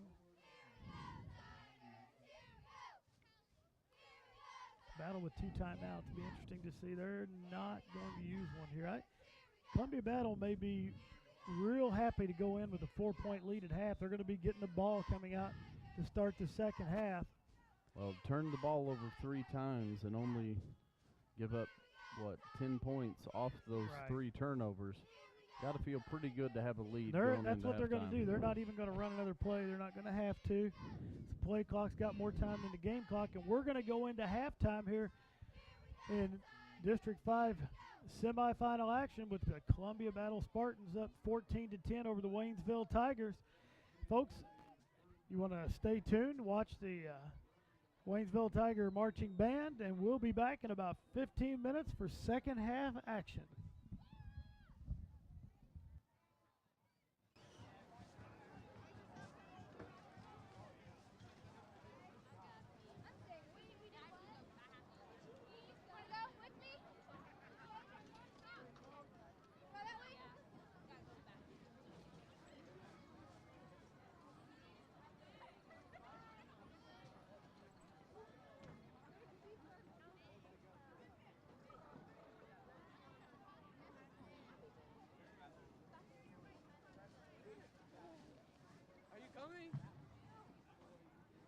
I'm going to get food. I'm just walking with them.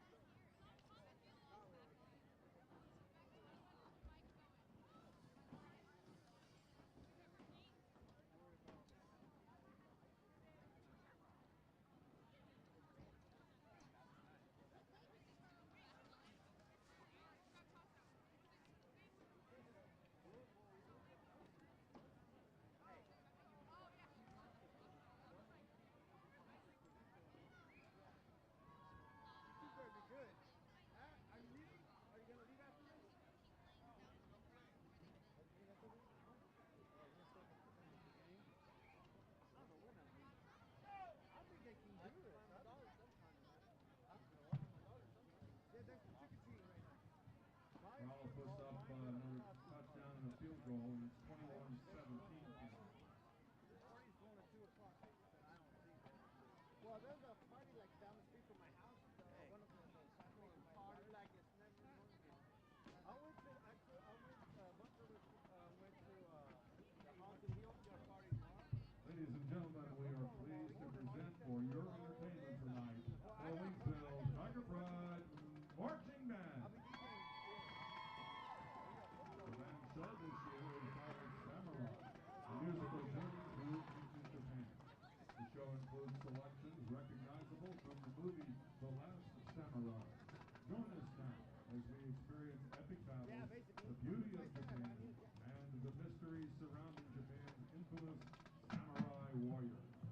Drum majors this year are Patrick Abellis, Gene Musso, and Katie Pullman.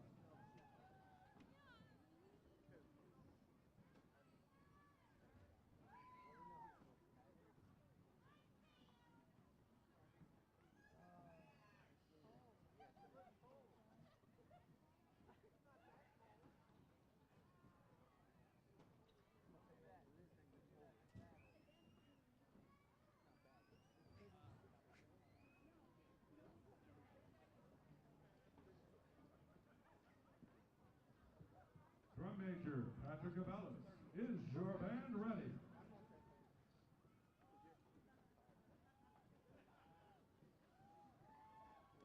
Please welcome the Waynesville Tiger Pride Marching Band.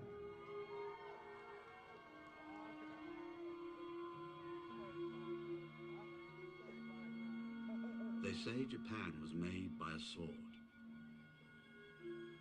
They say the old gods tipped a coral blade into the ocean, and when they pulled it out, 4 perfect drops fell back into the sea, and those drops became the islands of Japan.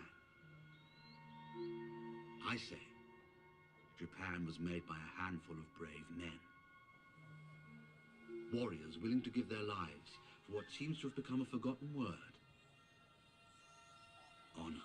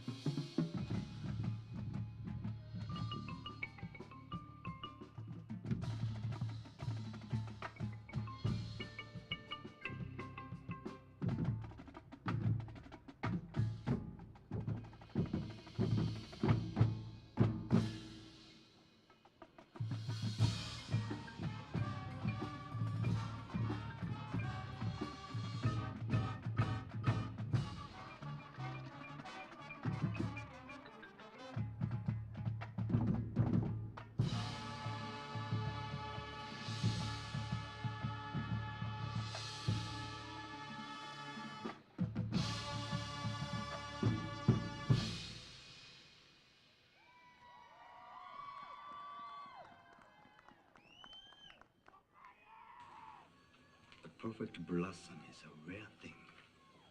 You could spend your life looking for them, and it would not be a wasted life.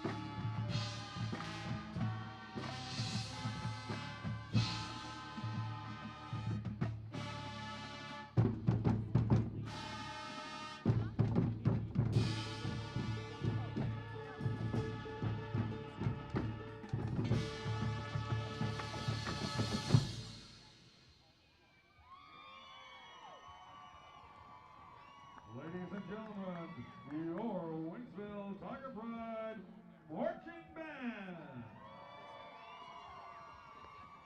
The band is under the direction of Jim Stockman, Garrett Sabatasso, and Chelsea Samuel. Student teacher this year is Joe Walker. The color guard is under the direction of Miranda Beck. And assisting the band this year is Laura Smith.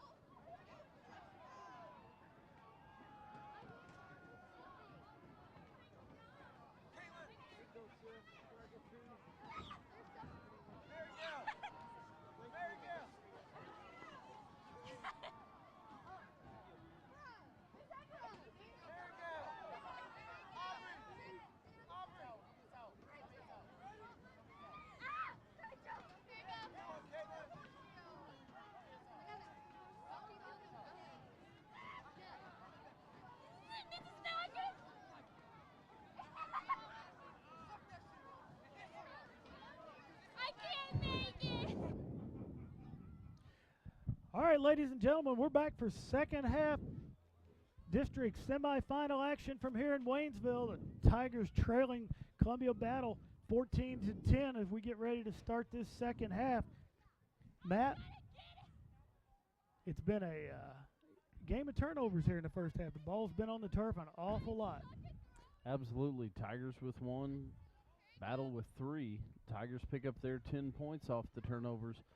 Battle probably feeling pretty lucky right now that there's not a few more points on the board for Waynesville, especially turning over the ball inside the 5 there in the early going. Tigers only able to get 3 points out of it. Battle's been winning the edges and the close one calls here in the early going, but we have a pretty tight game here. Only 4 points separate them. Well, Matt, Columbia Battle has scored on the first play of each quarter here. Tigers are going to have to stop that trend as we get this thing started. Well, and the Spartans will be the first to get the ball here in the second half. Sam Thompson kicks it deep. Ball's up. It's going to be fielded about the 15-yard line. Crosses the 20 up to 30 and going to be pushed down, looks like about the 33-yard line. Looks like that was number 6, Jerron Keeley, with the return. Brings it up, and Battle will have it 1st and 10 there. Ball sits about the 33. Jalen Thomason on the tackle.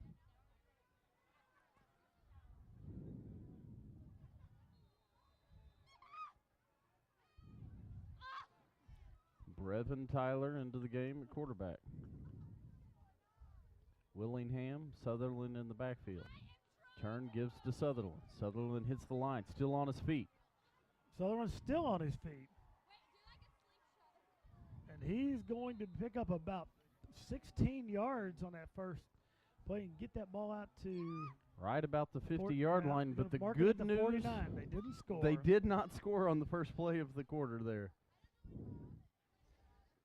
While we got a sec, it's time for me to tell Tessa, Sophie, Paige, and baby Landon good night. Daddy loves you. We got a full quarter left to play here. I'll be home. Kiss you when I get home. So ball sitting at the 49-yard line of Battle.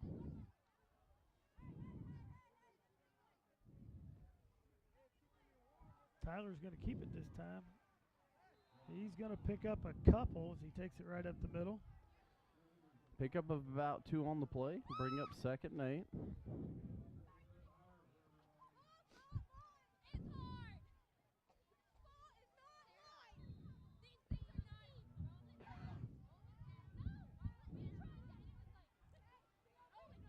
Second and 8 for Battle. Score stayed the same up in Camdenton. Halftime score at Camdenton was 21-17 in favor of the Lakers over the Rolla Bulldogs. Gives to Sutherland. Looking for room on the left-hand side. He's going to be dropped. He's Right going to at be the line of stopped right scrimmage, at the line. Nice job of the Tigers right there.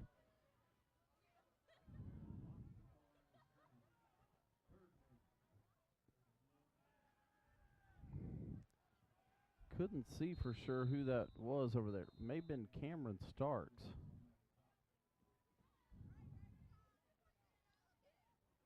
Got an official's timeout.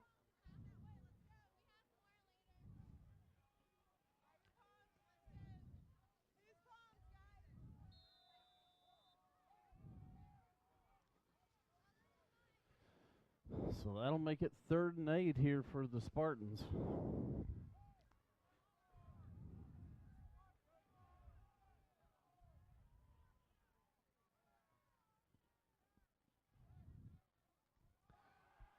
Quick pass is complete. There's a flag on the play. That's going to be coming back. That's going to be number 13 out there on the reception. That's going to be Chrome Thorpe. Shyrome Thorpe on the completion. Sure that's not Chrome, Matt? I'm positive. Did you check that before the game? I did. Good job. Seth Hedrick gets the tackle on Thorpe, but I believe we're going to have a hold. Yeah, that's going to come back. It's going to be a hold against Battle. So that'll cancel out the first down for the Spartans. You sure that's not Chrome? I like that better. I'm sure. Okay.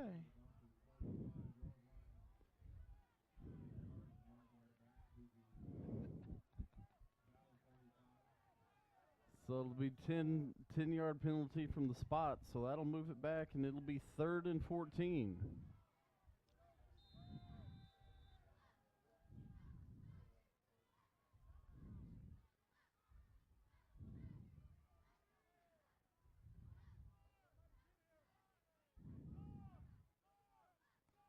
Brevin Tyler pulls it back. He's got a receiver out there, overthrows him.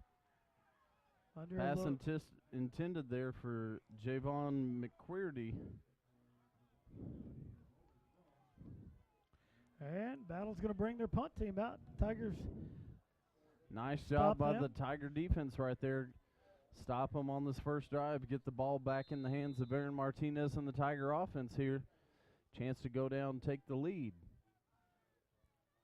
Reggie Walker, Seth Hedrick back deep to return for Waynesville.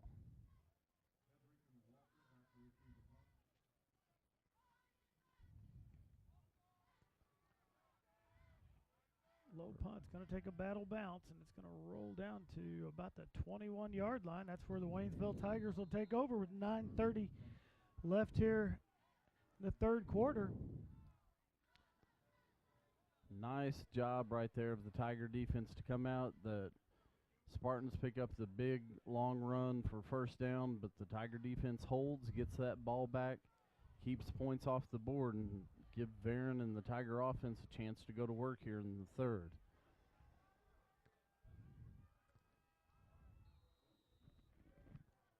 Varon Martinez in the shotgun set. I believe that's Jalen Thomas in the backfield behind him. Jalen's going to get the ball, take it up the middle. Going to pick up about 4, maybe 5 yards. See where that spot's at. Gain of 5 for Jalen Thomas on first down is going to bring up about 2nd and 5. Marshall Willingham in on that tackle.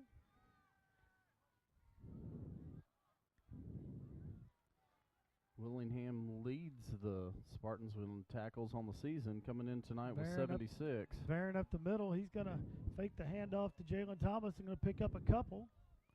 Bring up a 3rd and 2 for the Tigers.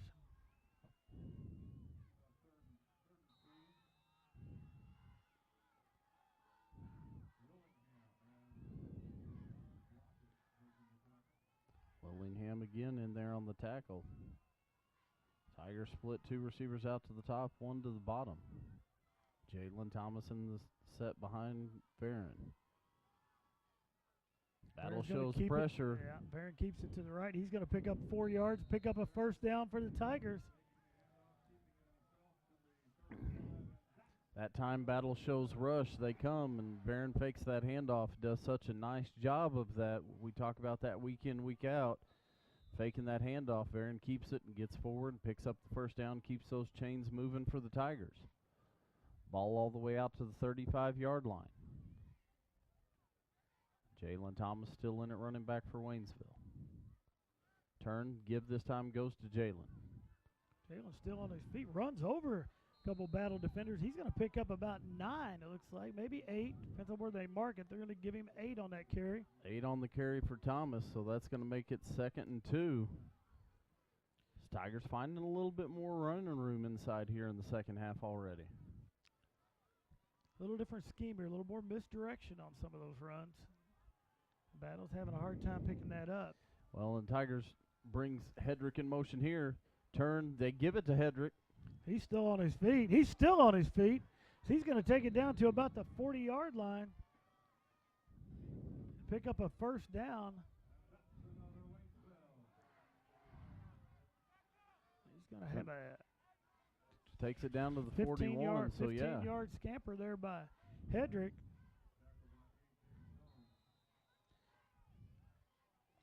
A.J. Jones in on the tackle. Jones, the leading tackler. I'm sorry, the 3rd leading tackler. Coming into tonight for the Spartans, Varon Martinez hands it off. Jalen Thomas. He's going to get it back to the line of scrimmage, maybe.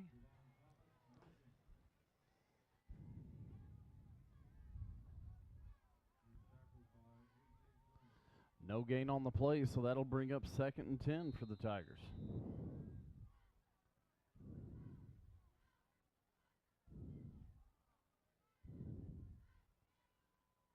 Hedrick and Walker split out wide for the Tigers up to the top of the screen. Thomas in the backfield beside Baron Martinez in the shotgun.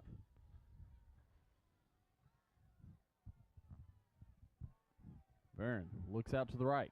Quick pass. It's going to be Seth Hedrick. It's going to be complete. Forward progress. He's going to pick up About 5. 5, looks like. maybe 6 yards on the carry or on the pass. Gain of 5, bring up 3rd and 5 here. Ball sitting at the 41-yard line, or I'm sorry, the 36-yard line of Battle. Tigers go wide here. 3 receivers out to the bottom, 1 up wide to the top. Baron Martinez rolls to the left. Has some protection, now running, looking to make something happen with his feet, and Baron's going to be driven out of bounds at the 39.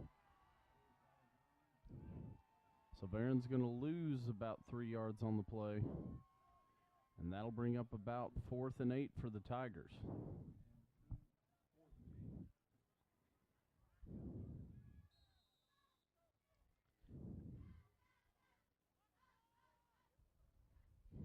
And Baron's going to go back in punt formation.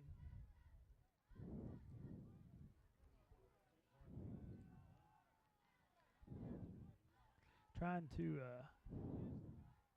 pin Battle back against the goal line.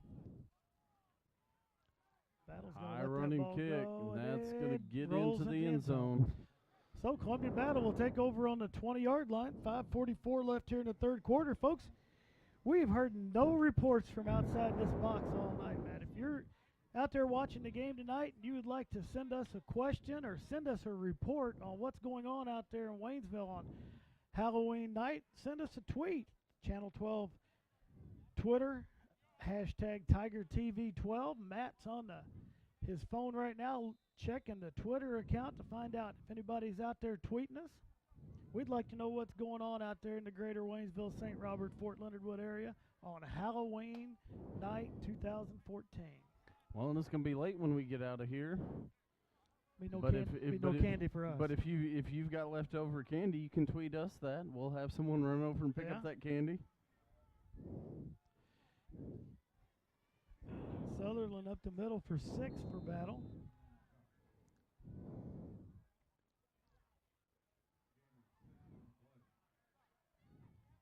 Ball sitting just across the 25-yard line for the Spartans.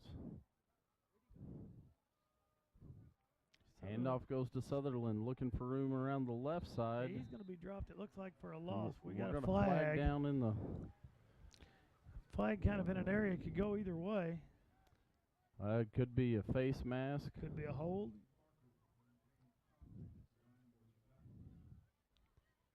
Willie Parker and James Congdon in on the stop right there on Sutherland. Officials out there discussing it.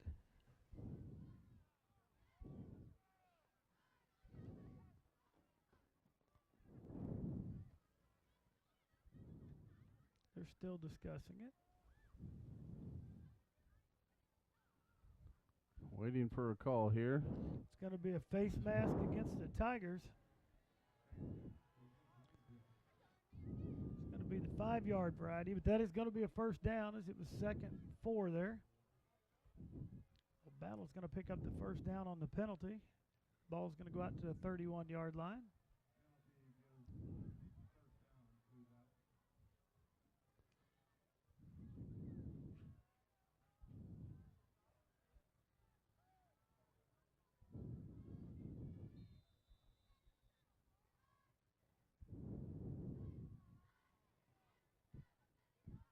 Come out.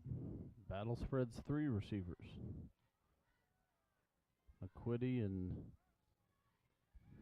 Nagel down to the bottom of your screen. Long on the pass. He's going to overthrow his intended receiver again. Javon McQuitty, the intended receiver there, but just long and over him. So that'll be incomplete and bring up 2nd and 10 for the Spartans.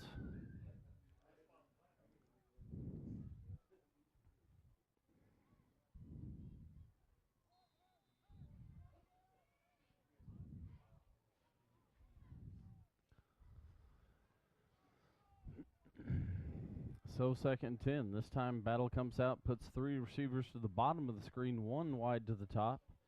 Sutherland in the backfield. Give goes to Sutherland, and he's met immediately. Number 32 for Waynesville, Big Sam Roberts, all over Sutherland as soon as he got that ball. No scoring yet up in Camdenton in the second half. Rolla's got the ball after forcing a Camdenton punt with 6 minutes left in the third quarter. Camdenton's still up 21-17.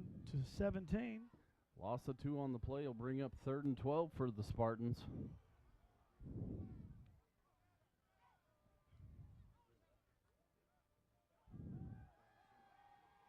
Pressure comes, and they've got him. Down. Nice job right there by the Tigers, come flooding up the middle. That's Jackson Haight. And number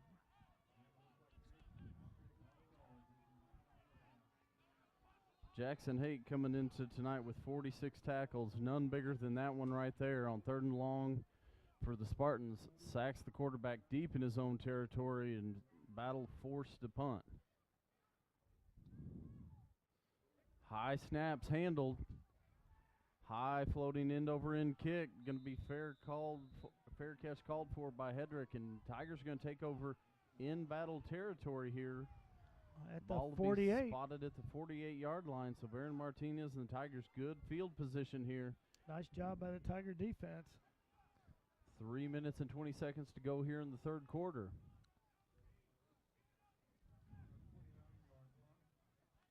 Tigers need to put some points on the board.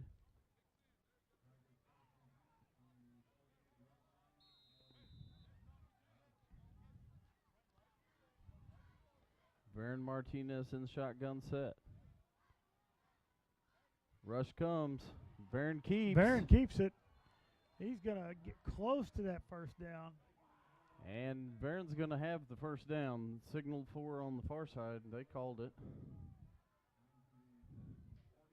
That's going to be a first down for the Tigers. 10-yard run by Baron Martinez. The outside linebacker that time for Battle snuck up and tried to jump the play. Got in there and hit JT quickly. Baron Martinez with that fake handoff turns and goes right up the middle. Nice play right there by the Tigers. Picks up 10.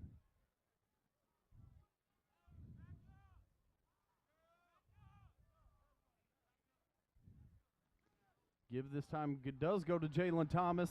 He's got some running room still on his feet. He's going to get it down to about the 24. 14-yard run there for Jalen Thomas, and another first down for the Tigers. Tigers catching Battle back on their heels right now a little bit. Tigers are taking it strong into the middle, finding some running room there, moving it around. 2 runs right there by Baron and JT pick up 24 yards on the last 2 plays. Ball sits at the 24-yard line. Tigers spread 2 receivers up to the top of your screen. Jalen Thomas in the backfield beside Baron. Baron turn, gives to Jalen. Jalen follows a block, still on his feet. He's going to be pushed out, but not before he gets to about the 20-yard line. A little shove in there right on the out-of-bounds line. Coach Rick Vernon, none too pleased. Number 29 there for Battle. It's Michael Glasgow. He rode Jalen for about another 7 yards. Never brought him to the ground, but he rode him out of bounds. Picks up about 4, almost 5 on that play right there. That'll make it second and a long 5. Baron Martinez fakes the handoff, keeps it to the outside, looking for some running room. And they're going to bring Baron down after he's going to lose about 4.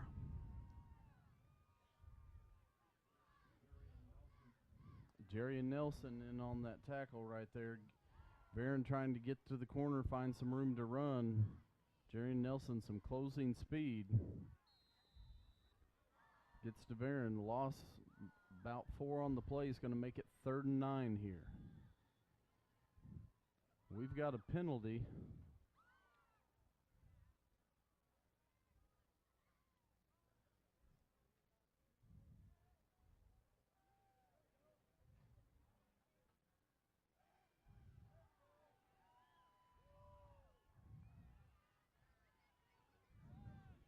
Yeah. Legal substitution's going to give 5 back to Waynesville. So that'll move it from 3rd and 9 to 3rd and 4.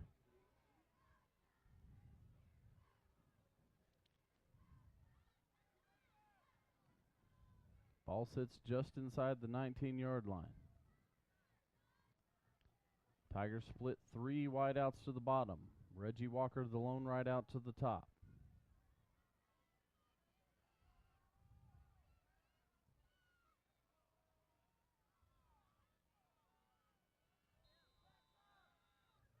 And now we get the clock going. All right, now we can have a play.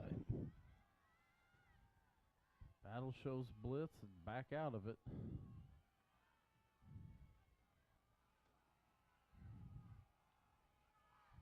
Barron takes the snap. Looks quick pass. Out trying to find Seth Hedrick, but a high pass going to be incomplete. Over Seth's head, maybe a little bit behind him there. Seth can't haul that ball in.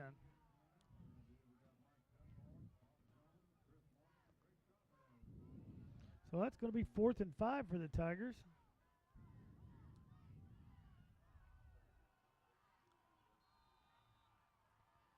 Tiger offense comes back on 4th down. Same formation. 3 to the bottom, 1 to the top.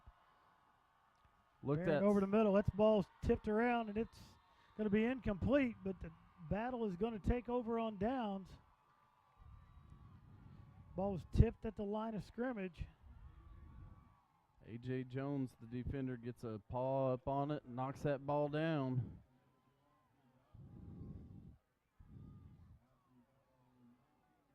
So with 48 seconds left to go here in the third, the Spartans take over. 19-yard line.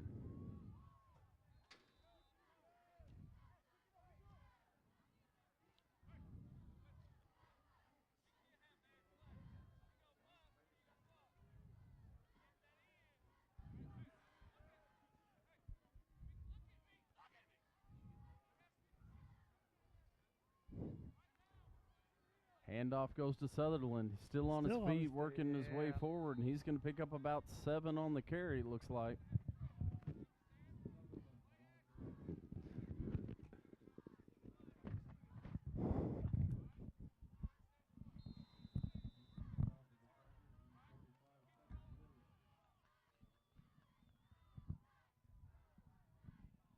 Looking at the play clock, Battle's going to have to run one more play here in the third quarter.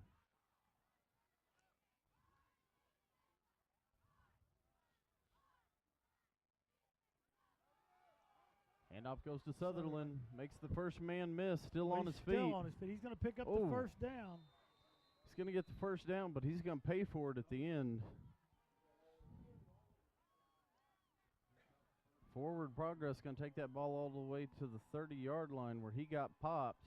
And we've got a Tiger down on the field.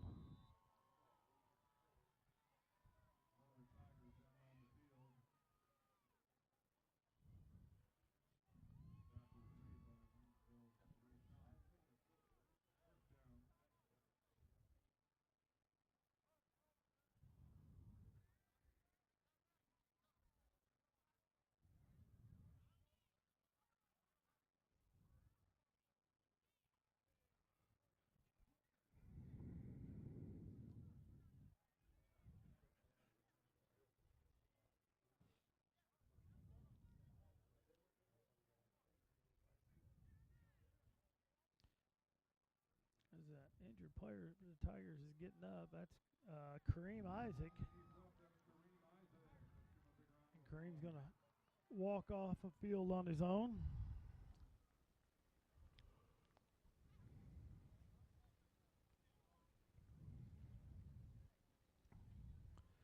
As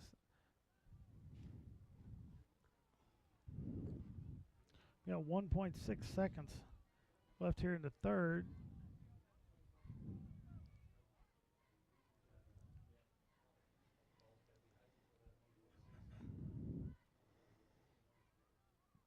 They're going to start the clock, and now we're going to end the third quarter.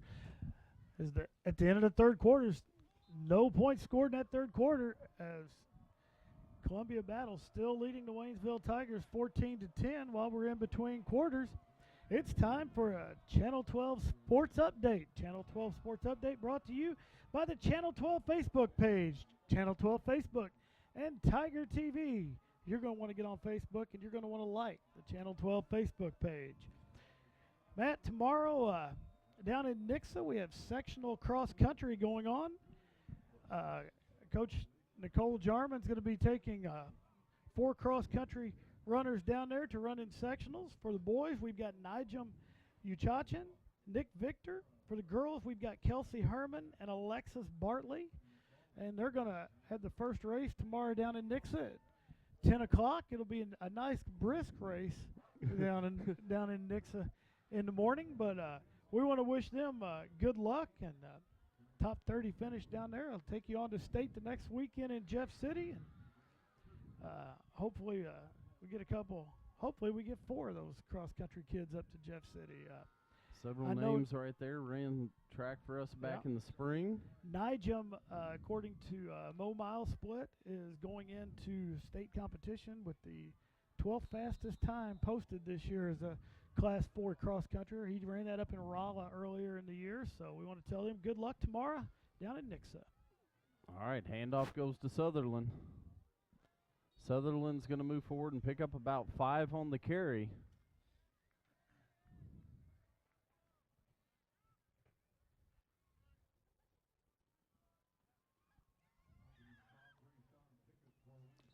Rayshawn Pickett in on that stop.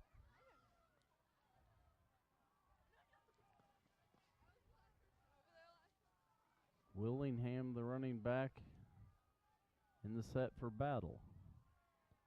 Wide out to the top and bottom of the screen. Turn. Give to Willingham. Willingham met right at the line of scrimmage. Going to get forward and pick up maybe a yard, but not before he is thumped back. No, he picked up that yard on his own right there too, Matt. He Farmer. was stopped and leaned forward and picked up 1. Rayshawn Pickett and Nigel Farmer there in on the tackle. Going to bring up 3rd and 4 for the Spartans. Willingham stays in the game and at running back.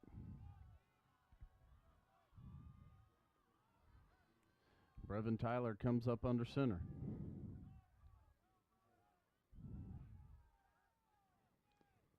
Gives to Willingham again. Looking for room on the right-hand side. He's going to be... not going to get it. He's going to be about 2 yards short. Tigers do a good job of using that short field to their advantage and just getting Willingham out of bounds before he can pick up that first down.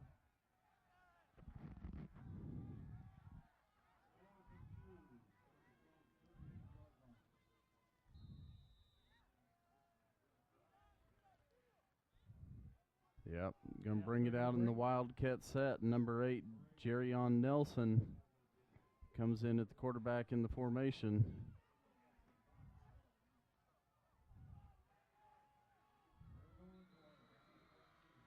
Battle's going to have to call a timeout as there was a lot of confusion. That play clock was down to 4. 4, 5, 6, 7. Only 10 men on the field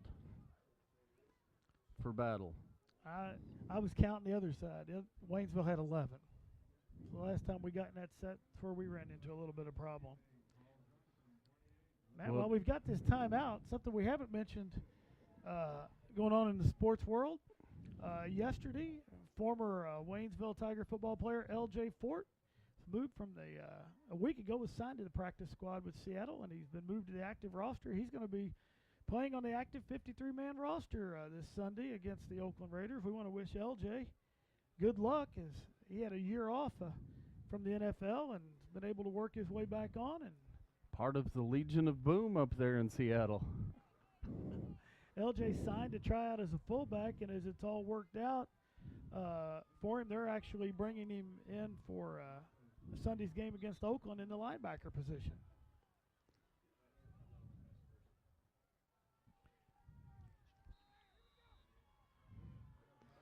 All right. Come out in the Wildcat set. 4th and 2. They've got him stopped. They've got him stopped, and he does. They have a stop. Huge defensive play for the Waynesville Tigers as they get the ball back as turnover on downs. And they're going to take over on the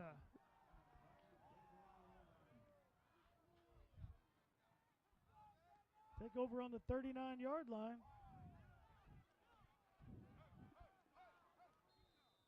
So Varon Martinez and the Waynesville Tiger offense back on the field. Take over at the 39-yard line here, fourth quarter. Need to put together a drive, get it into the end zone here. Fakes the handoff. Varon rolls out to his left. He's going to Looking overthrow. for Yeah, looking Seth for Seth. Hedrick. Overthrows Seth.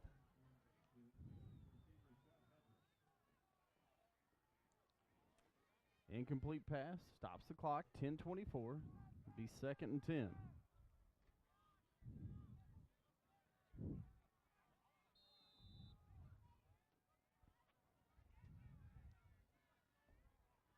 Tigers split one wide out to the top, one to the bottom. Hedrick comes in motion. The give goes to Jalen Thomas. He's going to go forward and pick up about 5. 8 minutes and 50 seconds left up in Camdenton. Camden just missed a field goal.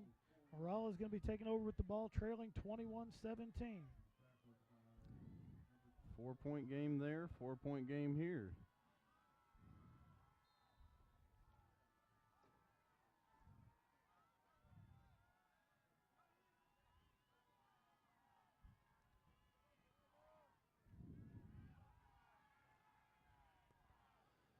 Tigers offense comes to the line. 2 wideouts to the top. Varon Martinez makes the handoff, rolls out, dodges some pressure, and Varon pulls it down. He's going to run. Varon's going to he loses the ball.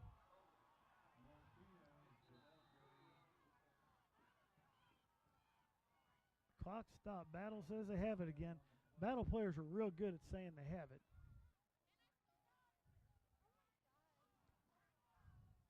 Battle's still saying they have it. I'm waiting for a guy in stripes to say it. And Battle does recover that fumble.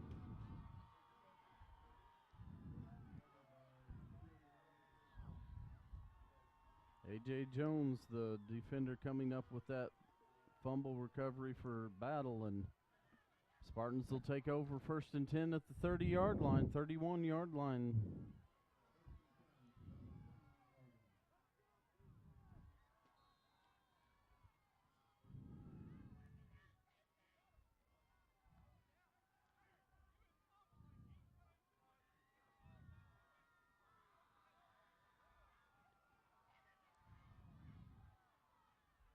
Wildcat set. It's going to be Sutherland with the carry. Sutherland going to be driven back. He stopped right at the line of scrimmage.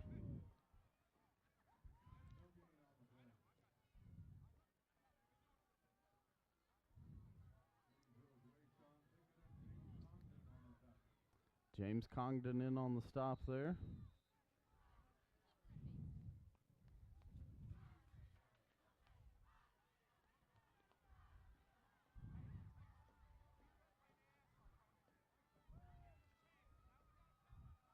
Under the 9-minute mark here in the fourth quarter, and Battle seems to be in no hurry. No, definitely want to take as much time off the clock as possible here. Sutherland, the deep back in the set. Turn, give, fakes it to Sutherland. Has a receiver out here, wow. And it's complete. It is complete. That's going to be number 4, Javon McQuitty. Nice coverage there by the Tigers. McQuitty just able to go up and get that one, pull it down. Going to be a 36-yard gain on the play there.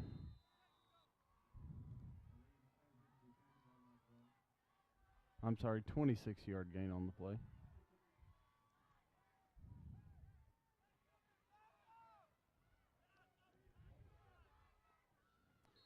Holds on to the ball, so Battle now has it 1st and 10 in Tiger territory. Ball sits at the 41.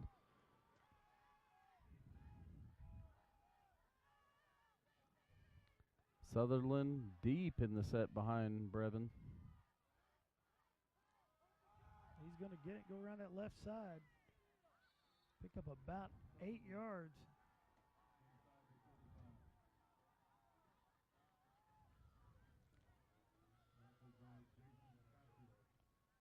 Chasing Patrick in on that tackle, but not Give him- before he yep, picks gonna up give him 7. Yep, gonna give him 7. 2nd and 3 The at clock the continues 8-minute to mark. wind.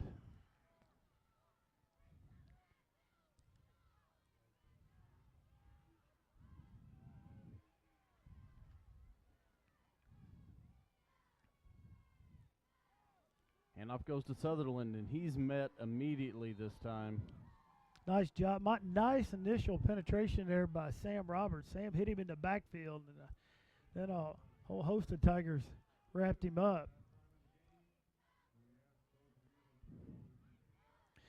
Folks, if you're sitting at home Halloween night and you sent your kids down here to the game, now's the time to get in the car and head on down and get them picked up.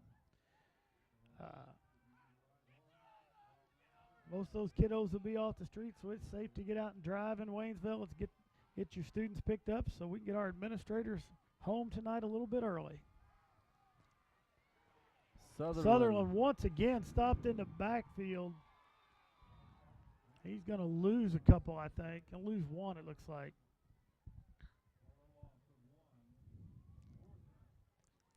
It's going to bring up a 4th and 5.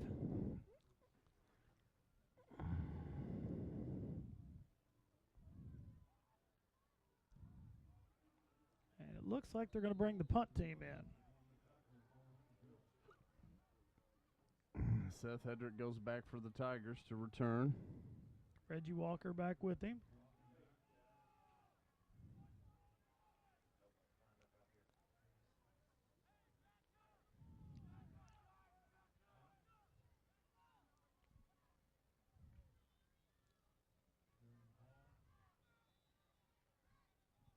And delay a game.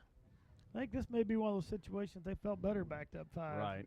Give them a little extra room to play with there, worried about the ball going in the end zone.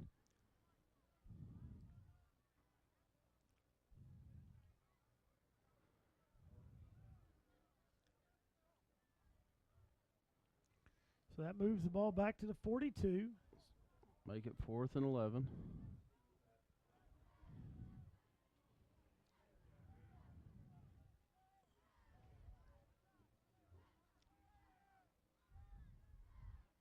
Walker and Hedrick back about the 10-yard line to return.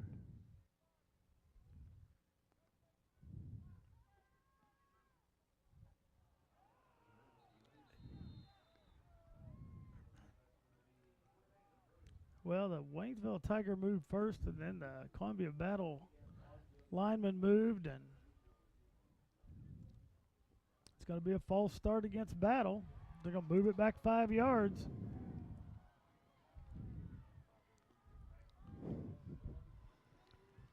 So the Tiger didn't cross that line of scrimmage, so.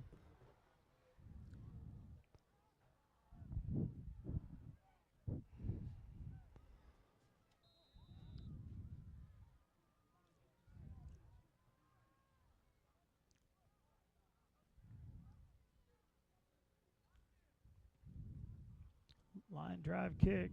Reggie signals for the fair catch, and it's going to roll all the way down to the 2-yard line. So the Tigers are going to have 98 yards of real estate in front of them here with 6:03 left in the 4th quarter.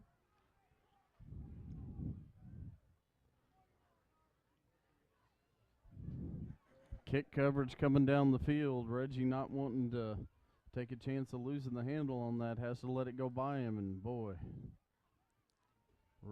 rolls into dangerous position here for the Tigers. 1st and 10 from the 2.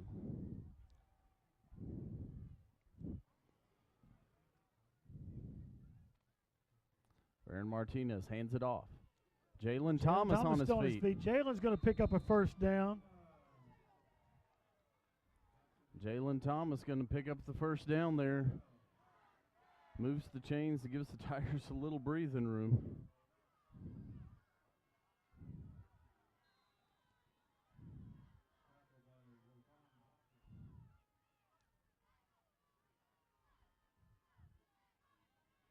Tigers come to the set. One wide out to the top, one to the bottom. Reggie Walker coming in motion. Handoff goes up the middle again. This time, Jalen Thomas going to go forward and pick up about 2, it looks like. Midway in the fourth quarter up Well, in no, they're gonna Camdenton. give him about Camdenton 4. takes a 28-17 lead over the Rolla Bulldogs.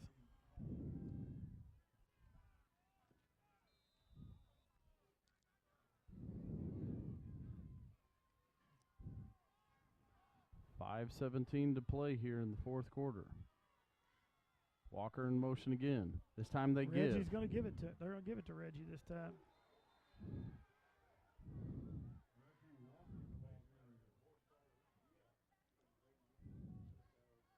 Move Reggie. Reggie's going to move it out to the. It's like about the 24.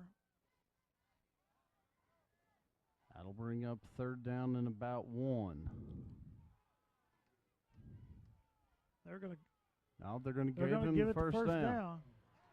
Man, I'm really surprised they didn't measure that one. I am looked too. like one that. So, clock will stop on the first down. 5:07. Now it winds.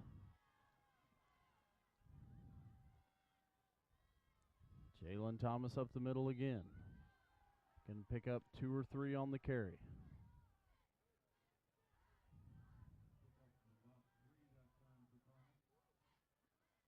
That'll make it about 2nd and 7.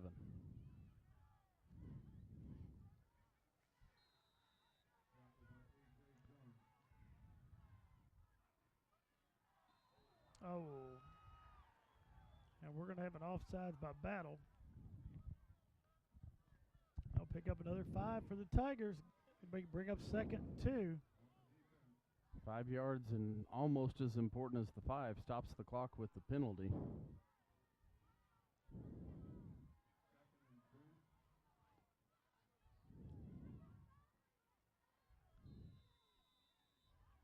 So it'll be 2nd 2, 2nd almost 3. As the clock winds, Tigers get to the line.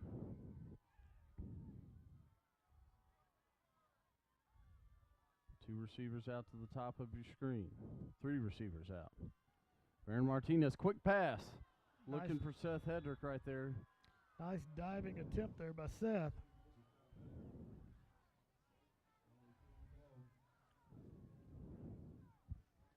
Stops the clock at 4:14.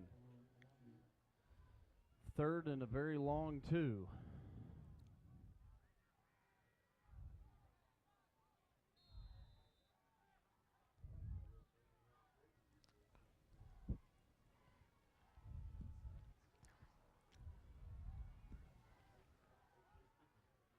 Tigers put trips to the bottom of the screen. Bunch formation.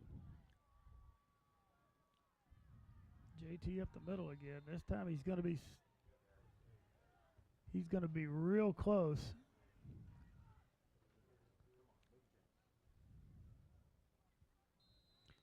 And we're going to measure. This time we're going to measure. According to what I see, it looks like he's got this one. I wasn't sure he had the last one, so maybe they're picking the right ones here.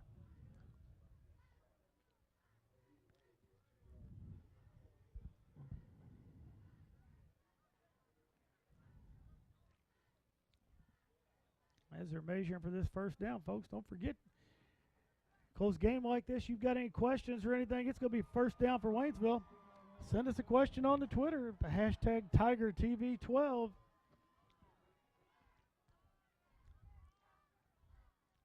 It's after 9 o'clock, so you shouldn't have anybody else coming to your door asking for candy. So now you can tweet into Matt, and you can watch this last 4 minutes of football uninterrupted.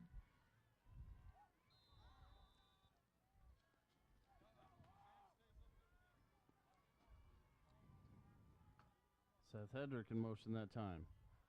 Pitch to him. Seth Hedrick still on his feet. He's going to pick up the first down. He'll pick up 12 yards in the first down for Seth Hedrick.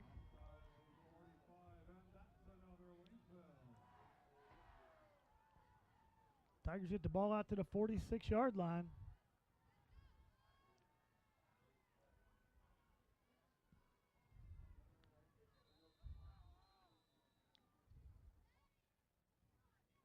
An official's timeout as we got a player for Battle. injured over on the opposite side of the field.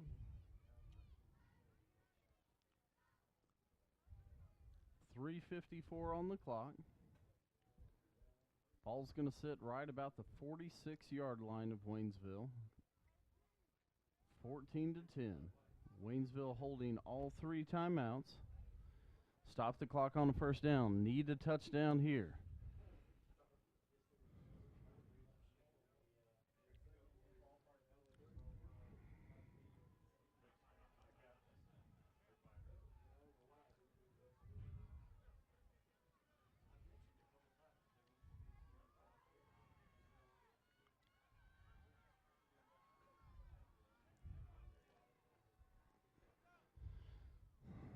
Tiger offense back onto the field.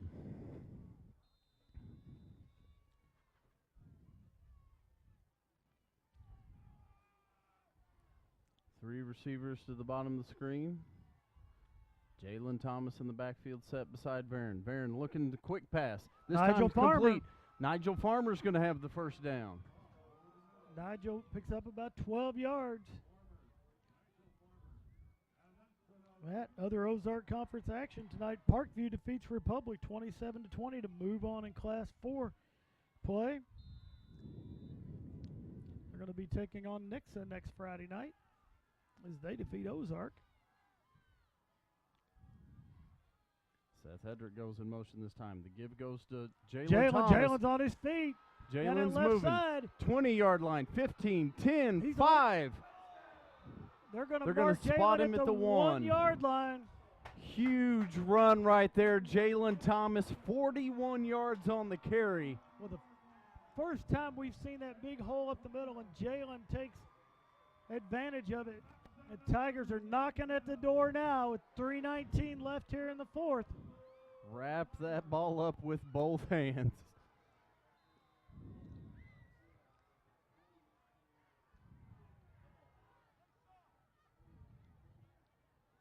All the way down to the 1. Marsha Smith coming into the backfield.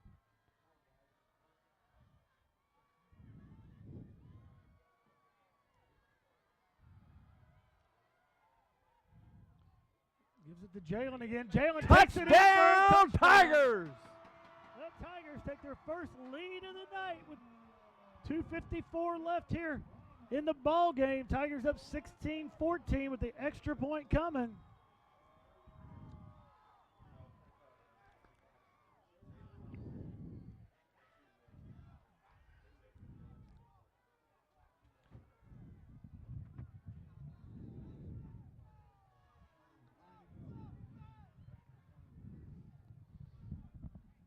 Extra point here. Sam Thompson on to attempt for the Tigers.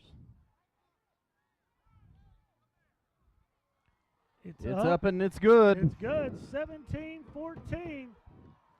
So 2:54 here left in the game.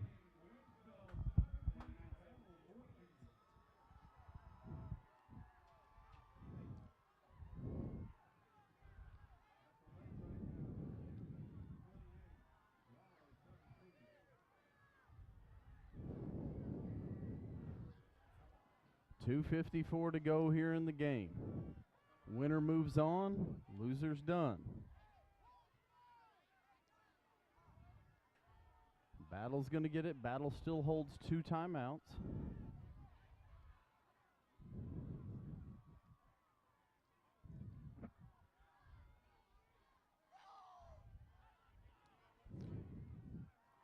Tiger defense has held Columbia Battle scoreless here in the second half.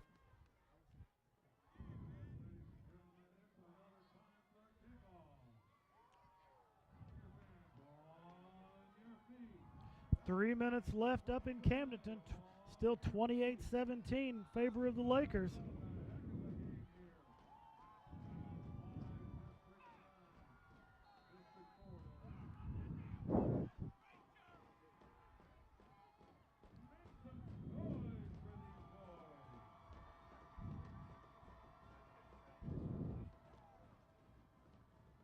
Sam Thompson, little short kick, fielded pooch at the kick. 35. He's going to have it all the way out to the 46-yard line, and the Spartans of Battle will take over in really good position. Cole Hinton on that return.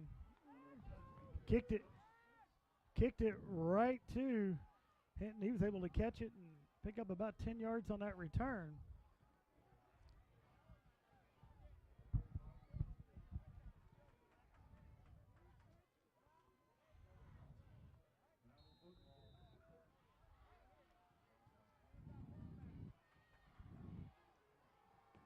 Sutherland in the backfield.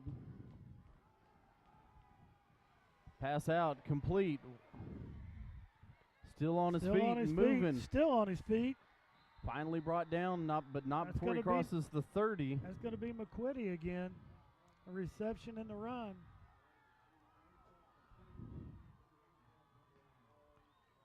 First and 10 from the 29 for Battle.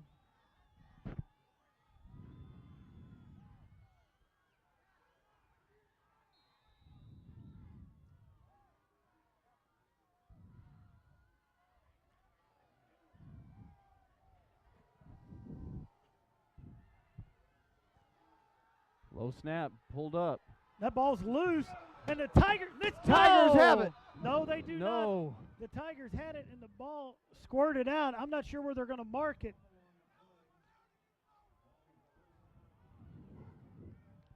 Wow. Well, the Tigers trying to cover it, and it just shot out of there. Back to the Battle backfield. So it'll be a loss of 5 on the fumble, but recovered by Battle. Be 2nd and 15. Bumps into his man, looking for deep. It's going to be incomplete. Incomplete. Looking for McQuitty up at the top of the screen.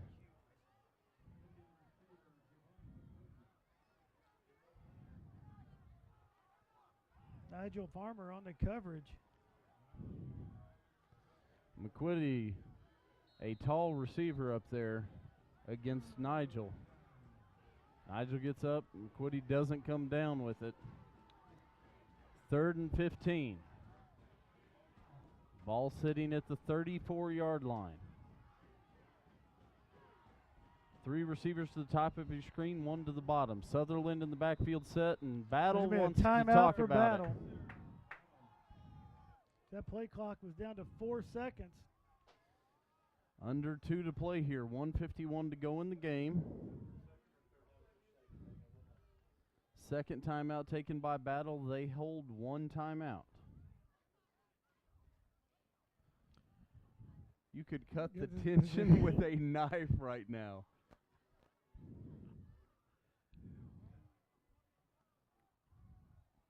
Well, Matt, this is what we talked about at the beginning of the game. This matchup was about as even as anything across the state tonight.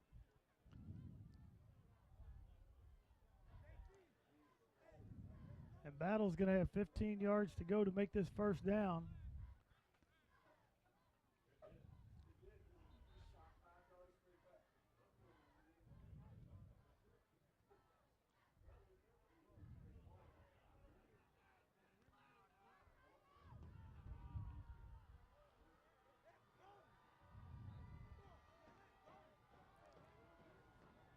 All right, 3rd and 15.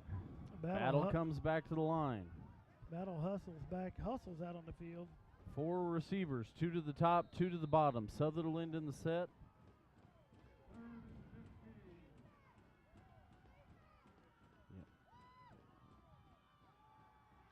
Drops back to pass. Lets it go. He's got a receiver.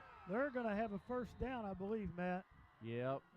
Forward momentum, forward progress. Going to give him the first down. It's gonna inside put him the 20. Inside the 20. Going to be first down. That's going to be McQuitty, I believe, on the catch. No. No, it wasn't McQuitty.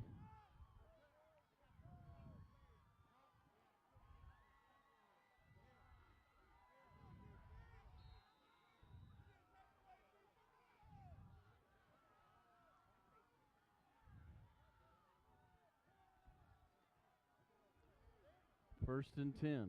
Minute 30 left. Gives to Sutherland. Sutherland's still on his feet. He gets down inside the 15. I guess they're going to mark it at the 15.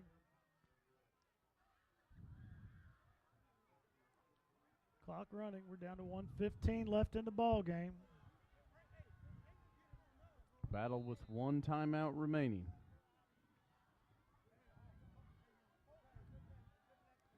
Four receivers wide, two to the top, two to the bottom. 1 minute to play. They go across. Incomplete and across bounces the middle. out of the back of the end zone there. That'll stop the clock at 55.6 seconds. 3rd and 6 for Battle. Ball's on the 14-yard line.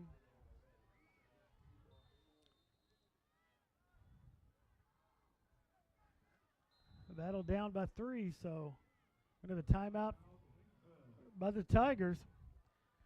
3-point differential here. Don't know a lot about the field goal kicker from Battle. I don't But we either. may find out. I found a lot of stats today. I did not find anything on their kicking game.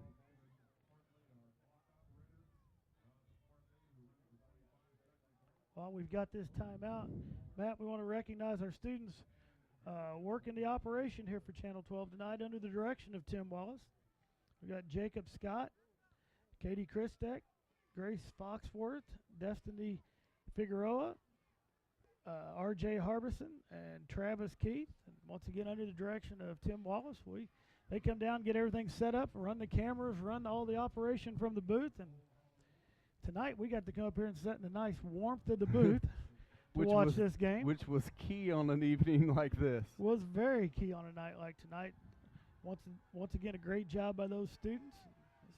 This whole production is student ran. Once again, under the direction of Tim Wallace. 3rd and 5. Ball at the 15-yard line.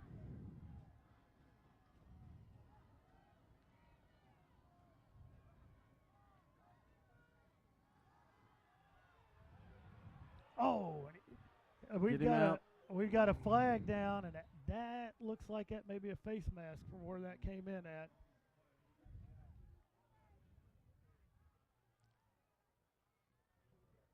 I hope I'm wrong.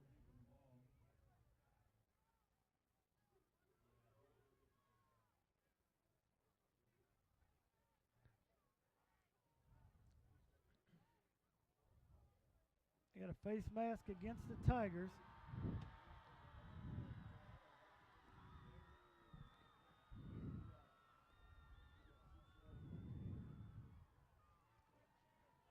The run took him down to the 8-yard line. The ball will be moved half the distance. We'll take it down to the, looks like about the 4-yard line maybe. So it'll be 1st and goal from the 4. 48 seconds left in the ball game.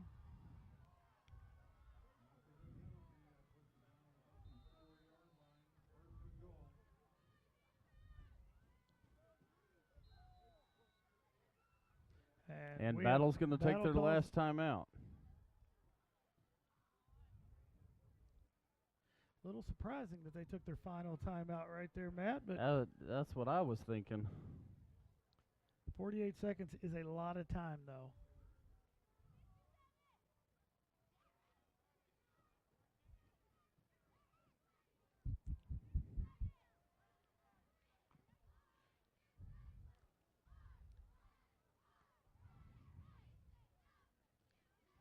You see Coach Vernon and Coach Wilking in the defense down there talking about what they're going to do to stop Battle here.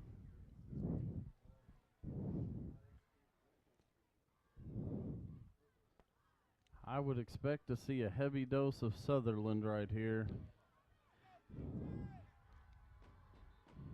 As Sutherland does come in, I wondered if we might see Willingham, the bigger of the two backs right here in this situation, but it is Willingham in the backfield. It is. You are correct.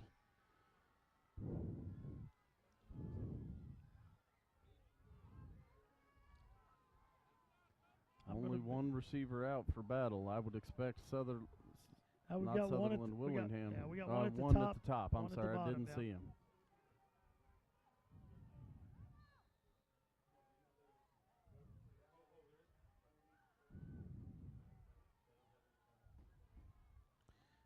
Tyler turns. He gives to So- Sutherland. Sutherland spins. He's not Willingham. Willingham, I'm sorry. Willingham looks be stopped at the line of scrimmage. Willingham goes out. Sutherland back in. Under the 30-second mark. Sutherland appears to be. They're going to spike the ball. Spike it to stop the clock. 23.2 left on the.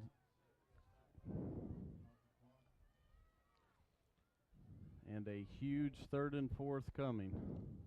Tigers get the stop here. Tigers get the stop here. It's going to be hard to get the kicker on the field. It's gonna have to be a very quick attempt at the field goal.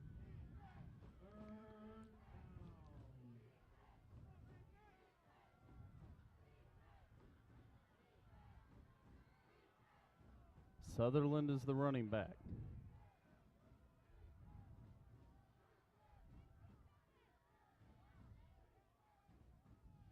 They give it to Sutherland. He steps around and gets into the end zone. 18 seconds left in the ball game, and Battle takes the lead on a 3-yard run by Sutherland.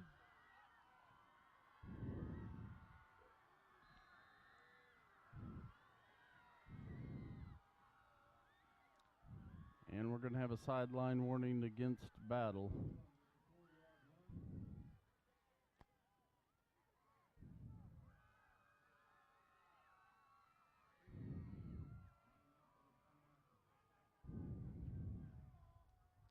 And no penalty yardage on that. That's their first warning.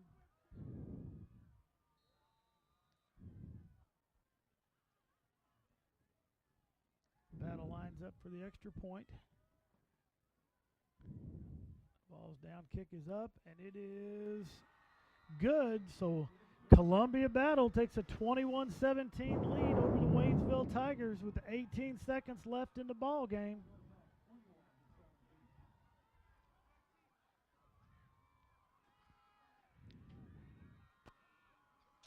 .3 seconds remain in the game.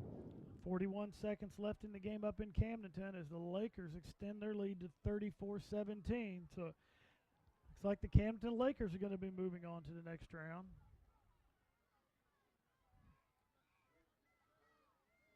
So the winner of this game will travel to Camdenton next Friday night.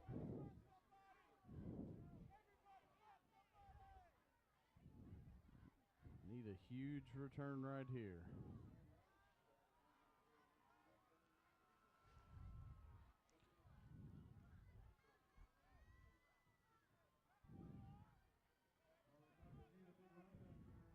Like to see the Columbia Battle kick it long and give the Tigers a chance at a nice return here. I got a feeling we're going to see a squib kick, Matt. I have a feeling you're correct. Reggie Walker, the deep man, Seth Hedrick, and David Adams stand at the 15.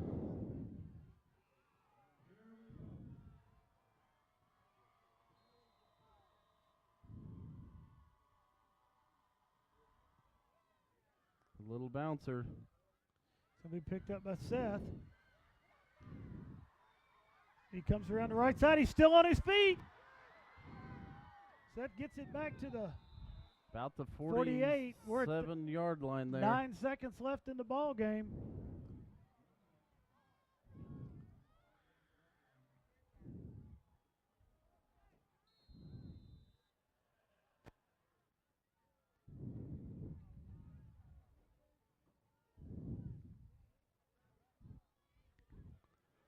Nine seconds remain.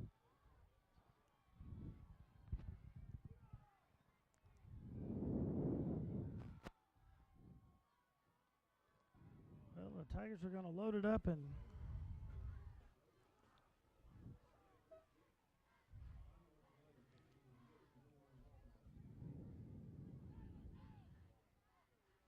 Hendricks coming off the field here. He's a little shaken up after that return. Jacob Saylor takes his place.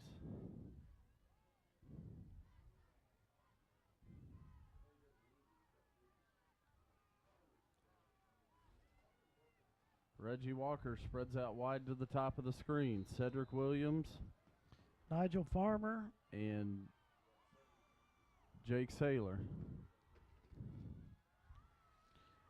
Barron under all kinds of pressure. He's going to run. He's going to have to get out of bounds, and he gets out of bounds at about the 41. 3 seconds left in the game. This next play is going to be our final play of the game. Line gets Barron's a little bit of pressure. He's going to have to chuck that thing to the end zone and hope.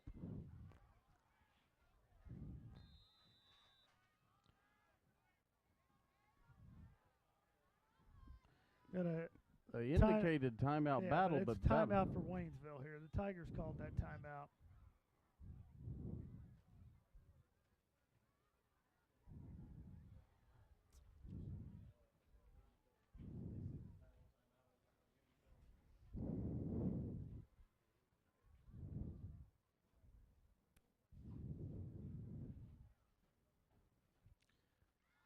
So the Tigers down to their final play. Down 21-17 here with 3 seconds left in the ball game. Need a big miracle play here. Get in the end zone, extend the season.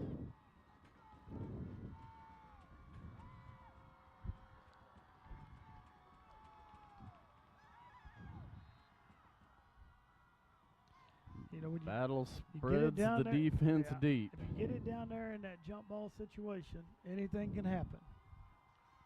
The line's going to have to hold off these 3 defenders to give Barron a chance to get that ball down there. Well, and a defensive penalty will give us an untimed down as well here. Barron under pressure. Barron's still under pressure. Barron's going to be sacked, and that's going to be the ball game as the Waynesville Tigers finish up the season in Class 4 sectional play with a 21-17 loss to the Columbia Battle Spartans. And the tip Columbia Battle is going to be heading to Camdenton next weekend or next Friday night to be taking on the Camdenton Lakers. The tip of the cap here to Coach Rick Vernon, finishing 33 seasons as the head football coach for the Waynesville Tigers. Yeah, we could go on for a couple hours about Coach Vernon up here, and later on, I know they're planning to do some kind of celebration for Coach Vernon. I hope we see everybody out for that because Rick has definitely put his heart and soul into the school district for the last 33 years. So we want to thank everybody for joining us. That's going to wrap up the fall sports schedule for Channel 12. We'll see you back on the air on December the 5th. Be our first winter sports production as the Waynesville Wrestlers will be competing on that night. We want to thank you all for joining us and hope everyone has a great weekend.